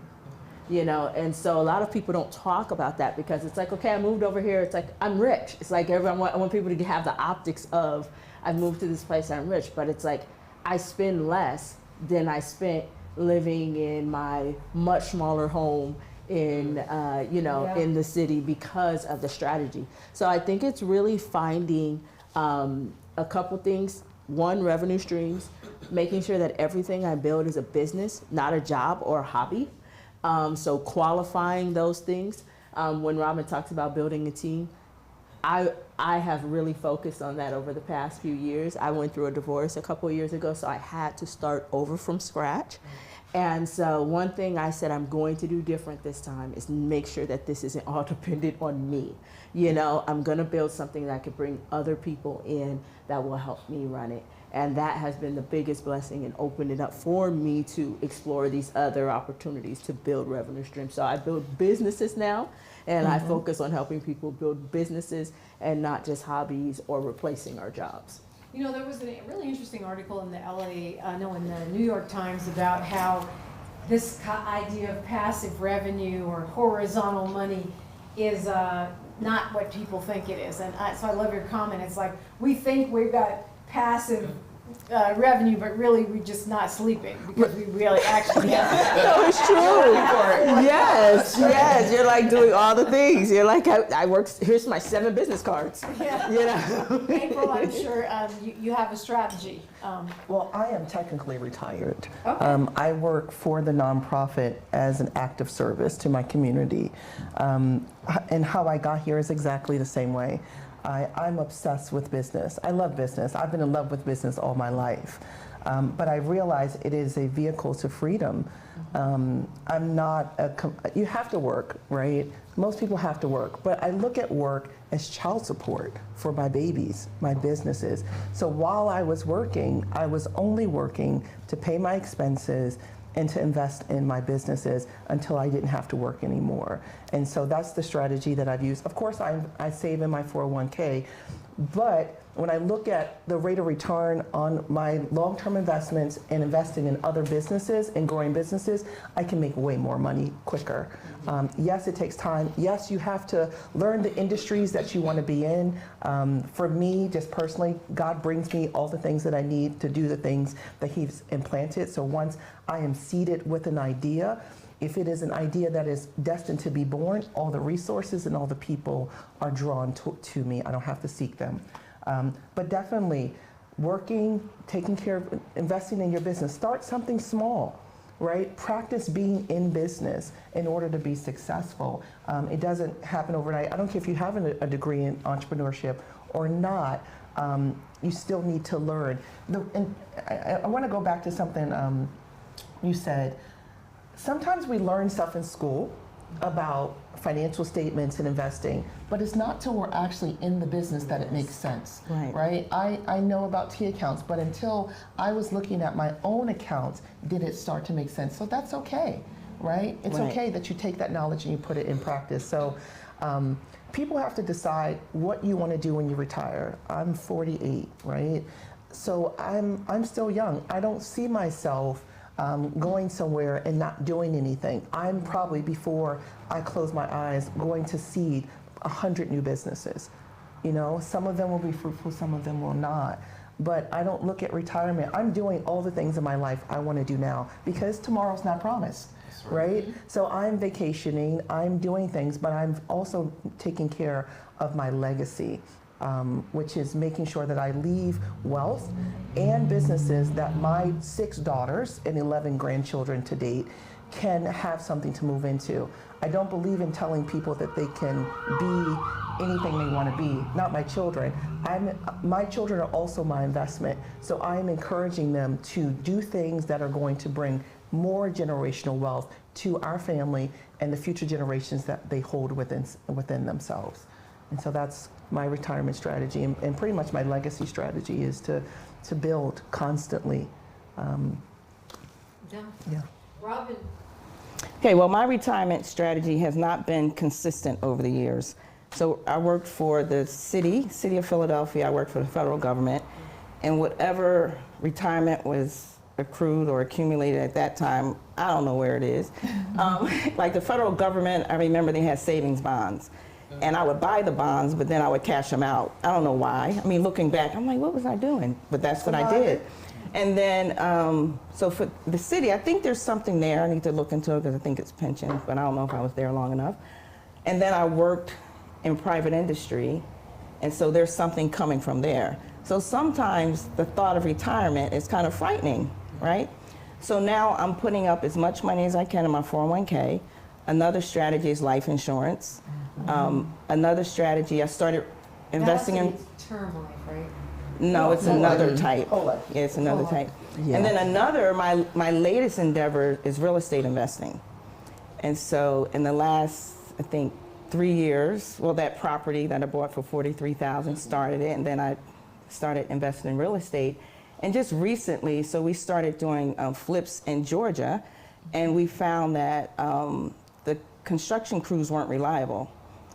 And so I'm like, well, we can start our own little construction crew, because we found out there's a certain group of people that do very good work and they don't get treated fairly. So I'm like, well, we can hire them and treat them fairly.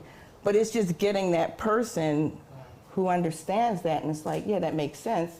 Instead of me Flips, having you buy a house, fix it up, Yeah, sell it yeah. for more. Right, Just for and clarity. I didn't want to do that. I had another strategy, but I'm helping somebody to build their dream, because that's another thing that I'm doing, investing in others, right? Because there's young entrepreneurs where like $1,000 could go a long way, you know. So that's something I'm open to now. So I'm diversifying, and it's fun and it's exciting, you know, to do so.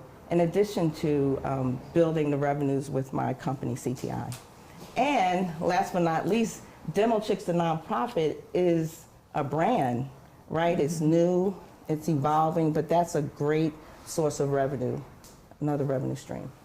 Okay, I mean, that's back to what you were saying about finding those 7 streams of revenue without having 7 jobs. Melody, unfortunately for me, I didn't have that great HR person like you who came along and said, I'm okay, sorry. sign up for this, do that. But I'm just fascinated to know what you did for yourself I paid myself first, and this is the God honest truth. for retirement. Yes, for retirement. I started off, I remember my first career job was actually at McDonald's. I was in their management program. You know, I worked for FedEx. I then worked for a rental car company for 20 plus years of my life. And I remember I had that motto, because I knew the type of lifestyle that I wanted to retain after I retired. And that's just the reality, right? It wasn't easy. I had some slips and falls myself, right? Often, you know, because I wanted the lavish things, right? I wanted the fancy bags. I wanted the fine clothing and the jewelry and so forth. But it's a process. It's not going to happen overnight. You're going to take some falls and stuff of that kind. But I paid myself first. I saved that check. I maximized my 401k. I diversified my portfolio. Those are the things that I did to get to the place where I am now. Now, I'm not retired, you know, but I'm not far off from it. And it's been working for me, you know. But I still have some other avenues, right? I haven't ventured off and did the entrepreneurship. But I think it's in me. It is. You know? So I feel like I can do that. And that could be another stream for myself. So that's something else that I'm thinking about. But that's my strategy. And I stuck to it. And here I am. But since you are an HR person, I mean, I think one of the things we hear, especially when we read about most Americans have, what is it, $2,000 saved for retirement? That's all Americans. I'm not sure what it is for Black Americans. What would you tell people to get started, I mean, at any age? Because a lot of people think, well, it's too late for me. I'm already 45, I'm 55, I'm 65. How can I save for retirement now? Here's the deal. It's never too late, right? We can all attest to that. But here's the difference, the monumental difference. Depending on the age you are, right, it's going to depend on how much you're able to put in and the risk you're going to be able to take, right? Because the younger you are, the more risk you can take in investments, right? Because you have more time. 20s, you can take that risk. 30s, you can take that risk. When you hit 40, you probably don't want to be as risky. And definitely not when you hit 50. But you can still invest, because what is it? Compound interest over time, right? Because that's what you have to drill into it. So regardless of whatever the amount is, you need to invest, because that is going to be money accumulated over time that you would not be able to accumulate otherwise. So that's what I would tell them. At any age. Any age, doesn't matter. Mr. Lambert? Well, for me, actually, retirement. You know, being a small Black businessman, you know, I think the word retirement, you got to return to your business vision. Do you want to retire at 50? Do you want to retire at 40, 60? It comes down to how you're going to use the investment. For me, what I did, I purchased property away from California in Utah. Once I was going to Utah and I met a guy at the airport and we were talking, and he was a real estate investor. And he asked him the same question, what you gonna do when you turn 50, when you turn 60, you're working for yourself? I said, well, I got saving. He said, but savings not gonna get you anywhere. So he gave me some advice how to look for areas across the country where you can buy land and hold on to your land, but prepare yourself 20 years ahead what you're gonna do with your land in terms of retirement. So I have this beautiful place in Utah where nobody knows where it is, called Logan, Utah. And the reason why I fell in love with the property, because it's 20 minutes away to a major university, engineer. I figured out, wow, if I can get a loan in the near future, build a small apartment complex, maybe that's my retirement, because the college is there, the income is always going to be there. And then also the city zoning call for a multi-use complex. So, but now I have to prepare myself with saving how much money that I would need to put away in the next 5 years, and how much money that I need to borrow in terms of getting my dream retirement money making for me. But you know, all of us, you never know what's gonna happen in the next 5 years, right? Right. Technology, we talk a lot about technology. So I think for small black businesses, don't be afraid using technology.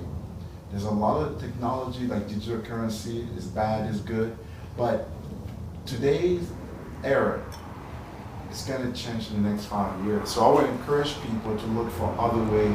It could be real estate, but maybe you don't want to buy a house in LA, you want to buy a house in Beverly Hills, but maybe you should go buy a house somewhere far away where the value is actually low for today.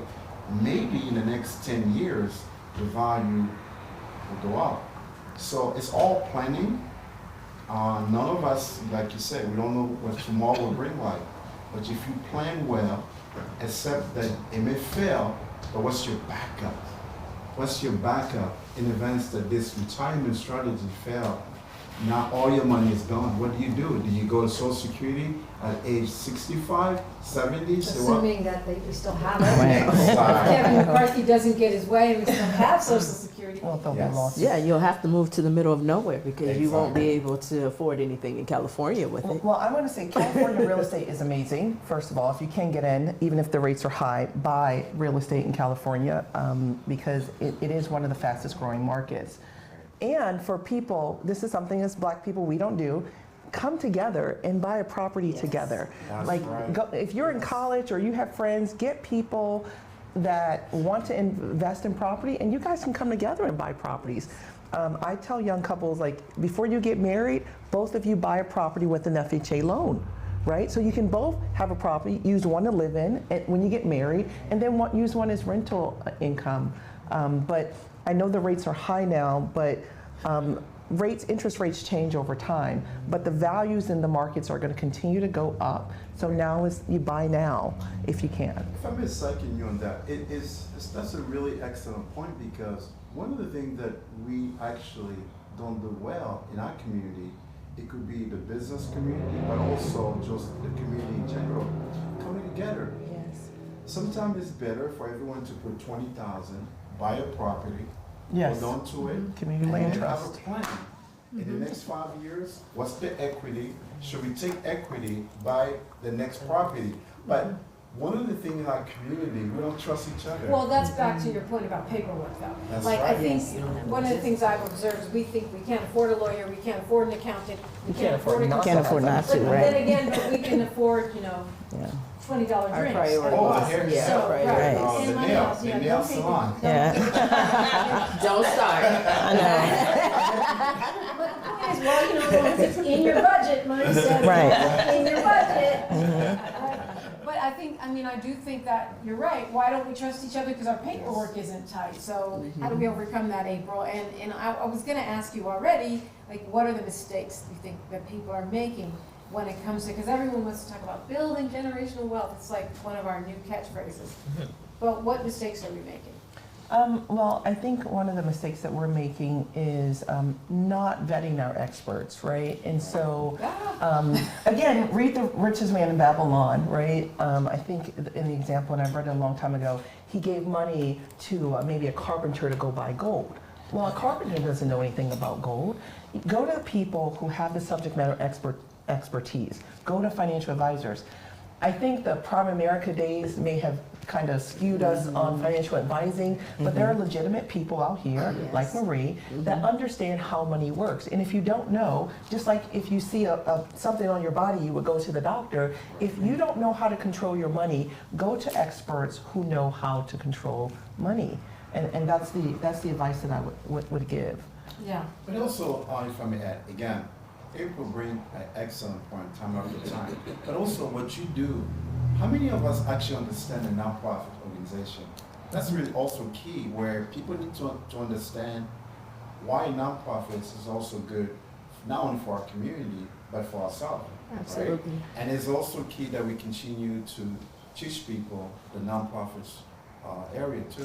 Yeah, one of the things that actually we're launching it on Monday. It's called the Community Give Back Fund. Right now, if there's an emergency situation where you can't pay your rent or your car breaks down, we have an emergency relief fund. I don't know anybody else who's doing it. Last year, our small nonprofit, which we're turning 5 this year, gave out over $250,000 directly to individuals to help with their emergencies, right? We want to empower the community to start donating money to help other community members. Yesterday, I was at a meeting with Black Magic with business owners, Black business owners. We have to come together. We have a Black Chamber of Commerce. I'm encouraging every Black business to join it because it is about to change. We're going to start investing together. We're going to start helping and educating each other so that we all can be successful. We have to break the post-traumatic slave syndrome that only I can be successful, and if I help you, then somehow it's going to be taken. We need to lift as we rise. And I'm committed to helping small businesses because there was no one there to help me. I had to watch and see and learn and make mistakes, right? I lost money. I filed bankruptcy in the past. When we started Eden Body Works, we started it in our kitchen, right? Within a year, we were on the Oprah show. We watched as 12,000 orders came in 1 hour. Wasn't prepared for that. Had no one to call. Had no one to call to say, I'm going to need more cash.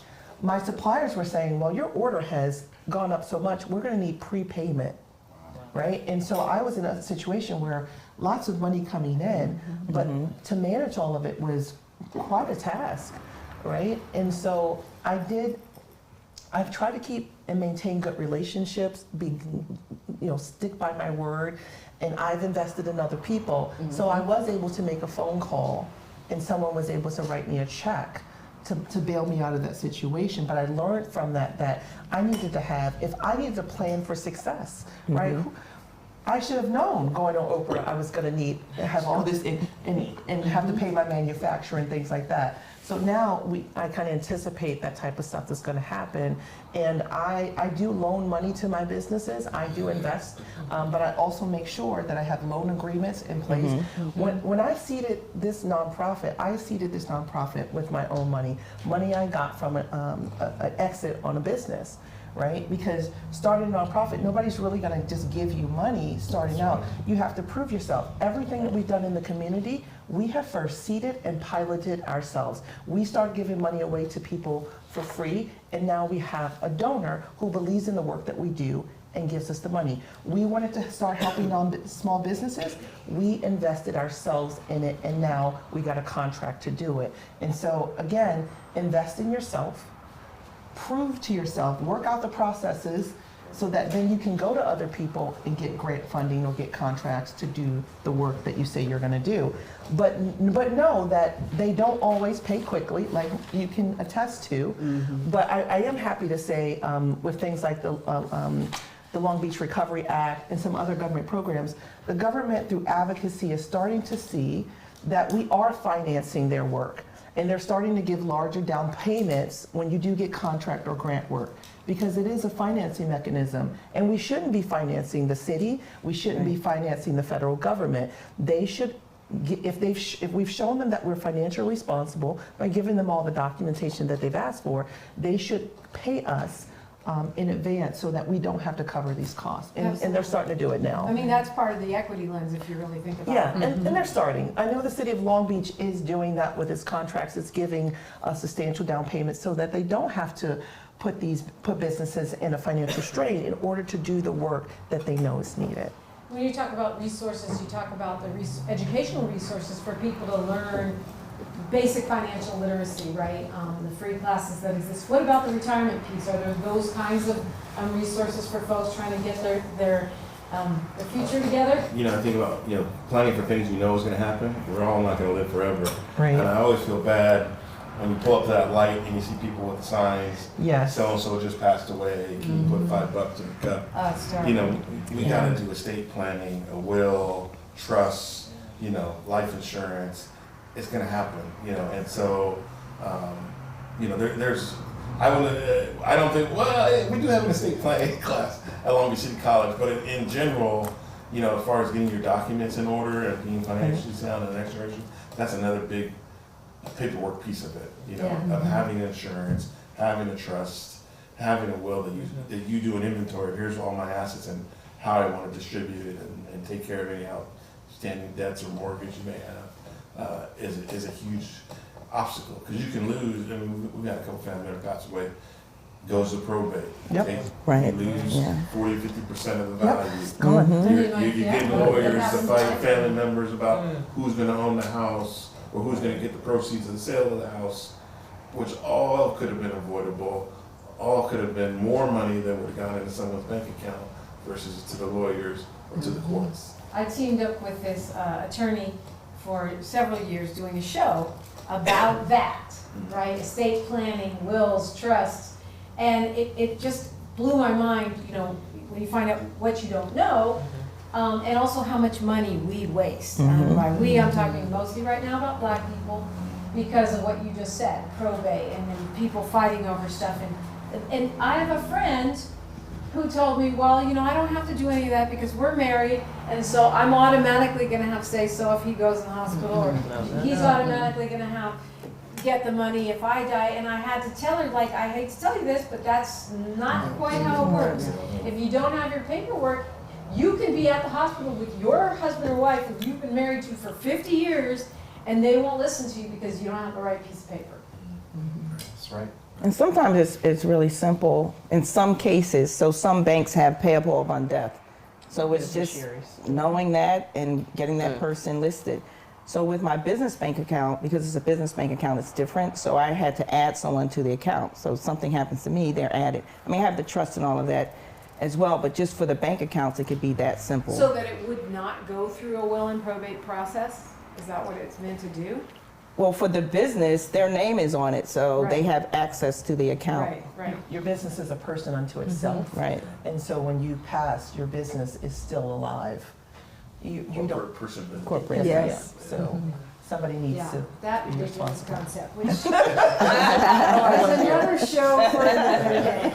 I just wanted to quickly add as a hack, because you mentioned the nonprofit and April's talked about it a lot. One of my mentors in Why I Stress Relationships, I'm sitting here at the table today because my relationship with Marie, you know, we met and we've stayed in touch over the years. But when I need information about things, I tap into these relationships. And so when I was interested in nonprofit, I said, I'm interested in starting a nonprofit. What do you think I should do? And at the time, he was the VP of a Fortune 500 company, and they gave a lot of money to nonprofits. So I thought he was a great person to tap into. And so he said, you know, instead of starting, because as you said, you do have to get vetted, he said, how about you serve Yes. a nonprofit and think about one that, you know, maybe could use your help and see if they'd be interested in passing a nonprofit on to you. So instead of me starting from scratch, I basically took over a nonprofit that already had been in existing for 7 years, already had credibility, already had funding, already had relationships, a proven track record of doing work. And so it is a strategy, it is a financial strategy. It's very important to be in our community. If you run a business, you should have a nonprofit as a strategy as well. But we don't always have to start from scratch. I think part of the reason why we're not getting ahead so much is not just that we're not working together, but we're always starting at zero. Each generation keeps starting at zero. So if we can tap into some of these businesses, we see things going away and they get left behind. Sometimes people's kids don't want to take on the business, you know? What could it be if I could, let me find someone who's in my lane that maybe I could pivot in that space and now take that on. I'm not starting from scratch. So this business has credit. This business has been around for 10 years. I'm not now a new business starting out looking for funding and things of that nature. Now, but since we have a little Great time point. here, I want to circle back to this idea of collective buying. You know, you mentioned community land trust or just a group of friends going in on a thing. What is it that we need to know or do that we don't know that makes that are obstacles to that happening? I mean, because especially when you talk about California, it's not always something that you can do on your own. It's, you know, some of these are heavy lifts. Well, I think that we have all the tools. I keep saying mindset, and maybe I need another term, but we have to believe that we're capable of doing these things. We see other communities do them, and we're wondering why nobody's opening a door. We have to create the doors that we want to walk in. If we're going to be successful, we can't wait for people to write an RFP or give us an opportunity. Some opportunities we will have to create for ourselves. I'm currently in conversations with people now. There was a community land trust RFP that went out in the city of Long Beach. We applied for it. We were not a successful bidder. Doesn't mean I'm not going to do it. It just means that I'm going to have to leverage funds from another place. And so I'm open to bringing people on to develop a community land trust for the Black community, to support the Black community. I'm working with the Black Chamber of Commerce to bring businesses together so we can leverage our collective financing. Maybe some of the larger businesses can do short-term loans to some of the smaller businesses. Maybe we can share HR resources, grant resources, but start the conversations and be bold in the things that we're doing, like our lives depended on it, right? We have to, I think we're way too comfortable as a society and as a people where we have achieved some level of success and some level of wealth, and we're comfortable, and not saying that we shouldn't enjoy our lives, but there are generations that are depending on us. I mean, there's also a lot of folks that aren't comfortable. I mean, you talk about Exactly. the vast majority of Black folks. We're not talking about people who are just, you know, sitting on their laurels. A lot of folks are hustling, you know, and so it seems like the knowledge of everyone at this table, right, is what, you know, this is where we started. 37% of us can answer basic questions. I bet you if we quizzed our parents, a lot of our parents couldn't answer the questions either. So we're talking about, complacency, but we're also talking about access, right? And Yes. back to your point, mindset. We have an entrepreneurship program. I believe it's launching on June 1st. It's absolutely free for the entrepreneurship mindset to teach everything you need to know about entrepreneurship. Absolutely free. I try to get resources for the community. I'm open. I mentor. A lot of other people coach and mentor that are connected to us as well. I think we just need to be open to investing in others, and we need to shine a light for those people who don't know that it exists so that they can be drawn towards us to get the knowledge and information. Outreach, engagement, going into our community, letting them know. I'm interested that if LBCC has a contract with Central Cha, they should also have one with the April Parker Foundation to teach financial literacy to Black and brown people in Long Beach as well. I like that. I'll be coming to you for that. Yeah, so, I mean, and we're definitely gonna go around and make sure everyone gives out, you know, their information so folks can access stuff like the program that you're talking about.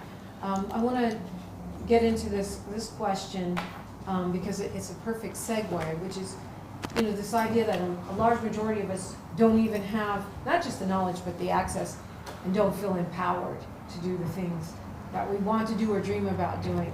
So to start with you, Robin, because you know, this whole idea of non-traditional careers and the things that you do, being an engineer, demo chicks, and you know, all the other projects that you have are not things that most Black girls grow up dreaming about doing, and even if we do, we don't think that we can do it. So how did you get to the place where you were like, I can do this, and how did you take the leap?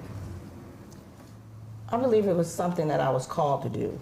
It's not something when I was a little girl, oh, I'm going to be an engineer. I decided in high school I wanted to be an engineer, but my actions didn't match up with my ambitions, as my mother would say. Went a little left for a minute. But when I came back to myself, that's when I pursued it. And it was, I never thought I couldn't do it. I knew it was going to be challenging because when I started school at the community college, I had been out of high school for 8 years, and my son was 2 years old. And I thought, well, I'd rather try it and fail than to be 40 and saying, oh, I wish I would have, could have. But looking at that curriculum, I mean, there's 4 levels of physics, there's 4 levels of calculus, something called differential equations, which, what is that? But I was determined, right? So, Okay, that makes sense. I did that. But I was determined, so I wanted to create a better life for me and my son. And so I spent 4 years part-time at the community college, and then I transferred to Drexel University, which was like one of the toughest things I'd done because it's all about competing when you get to college, right? Because there's that curve. And so here I'm competing with students who went to maybe an engineering high school. And here I am, you know, I'm a single parent, I'm a commuter. And so it was very challenging, but I was determined. And so it was just that determination. And when I think back, that came from my mother, who was a single parent, you know, raising us. And my mother, when I graduated my mother graduated from community college. So she went back to school. So I just look at her life and the example that she set for me, the determination, you know, just never giving up. And one of her goals was to leave a house for each one of her children. So she was a real estate investor later in life. And so she has 4 children, so she had 2 properties.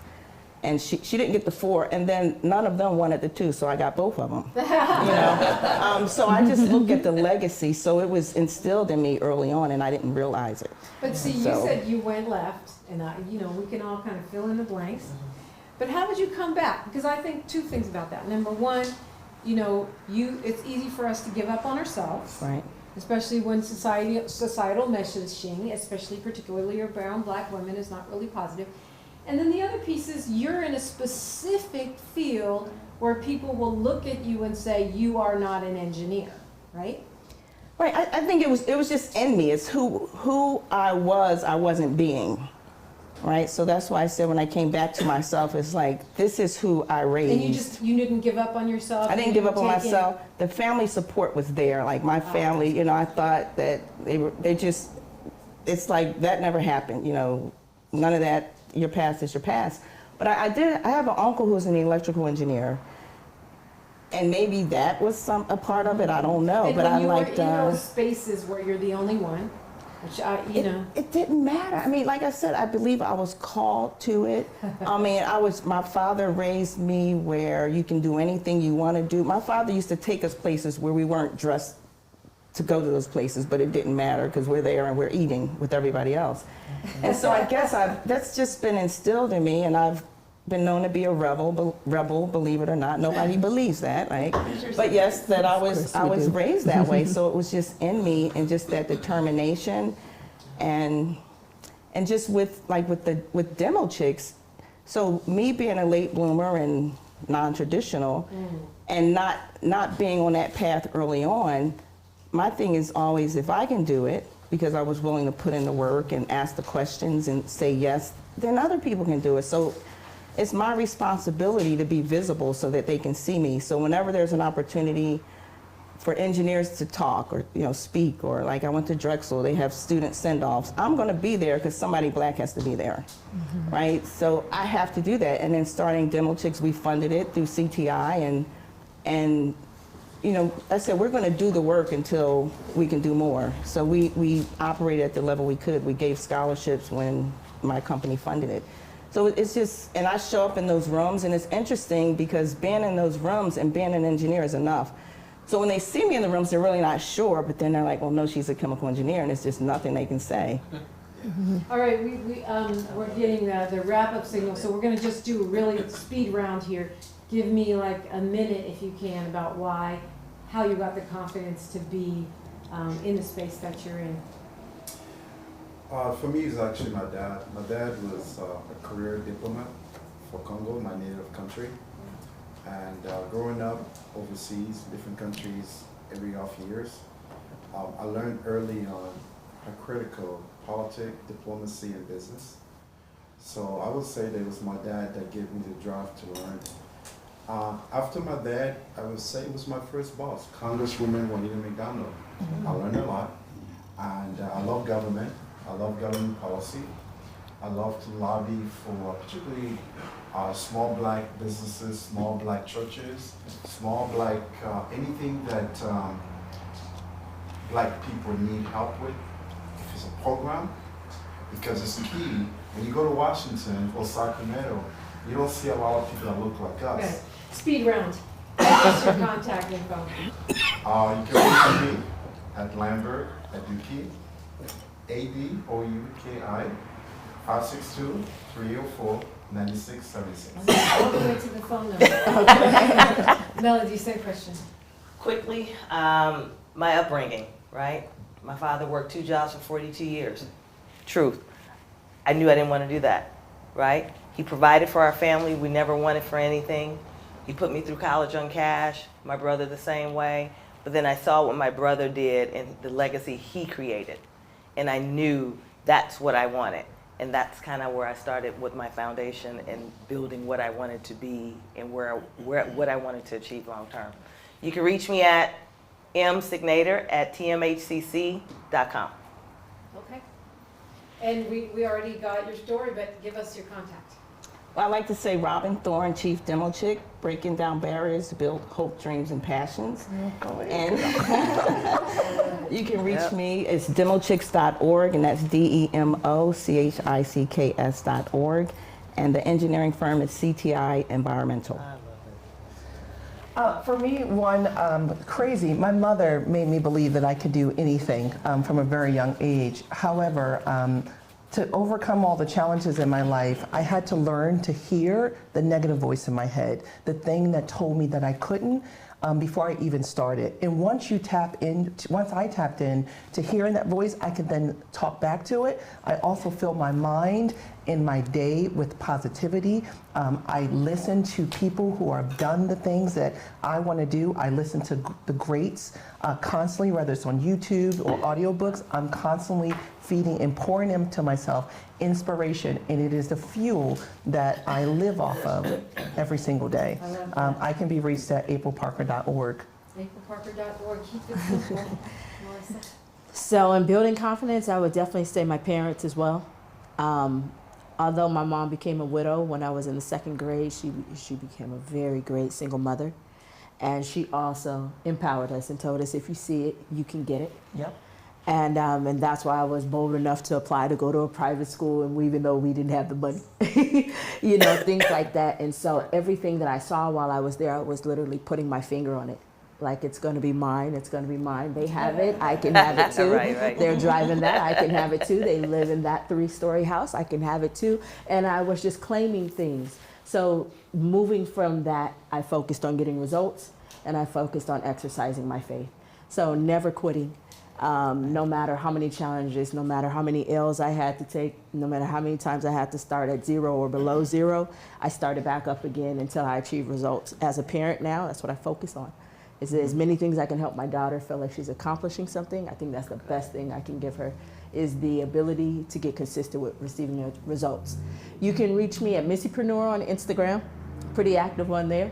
Also buildwithmel.com, that's BUILDWITHMEL.com, Build with Mel. You can find out about my agency, my work, the people I work with, and all the resources that we have for folks that are building businesses. If you want to find me, you can find me at KBLA1580.com or DominiqueDePrima.com. I'm also on Instagram, DePrima Radio. And I want to remind you to keep checking in with WealthManagementLB.com. You can get all kinds of resources. You can get ebooks, to get yourself started on this financial literacy journey, and you can even come in, get a consultation, and get on the road to getting it together. And I am we're gonna have the last word here, Michelle. You know, your why, your how, your confidence. Education. For me, earning my master's degree, spending the time I was working and went to school part-time at USC, that was a confidence booster for my career, and thinking about money and investing in home ownership started back then. Being at Long Beach City College, education continues to be important. This morning we had a financial literacy course for 3rd to 8th graders at our Pacific Coast campus over on PCH with several African American groups in Long Beach. We're going to have our next one on May 27th and another one on June 29th from 10 a.m. to noon at our PCC campus. So if not just the kids are learning, the parents are going to be involved as well. So it's a great family financial literacy opportunity. And you can find us on lbcc.edu. Just click on the board and my email's there. All right, well, we want to thank, of course, Marie Deary, who's Wealth Management Financial Advisors, is putting this roundtable together, and who has been an influence on many of those folks sitting at the table, wealthmanagementlb.com. We also want to give some love to Jasmine Nelson for putting this whole thing together, and the entire Wealth Management Financial Advisors team. What a great team they are, Gerard and Juan and Marie and everyone else, Noah, whoever I forgot. It's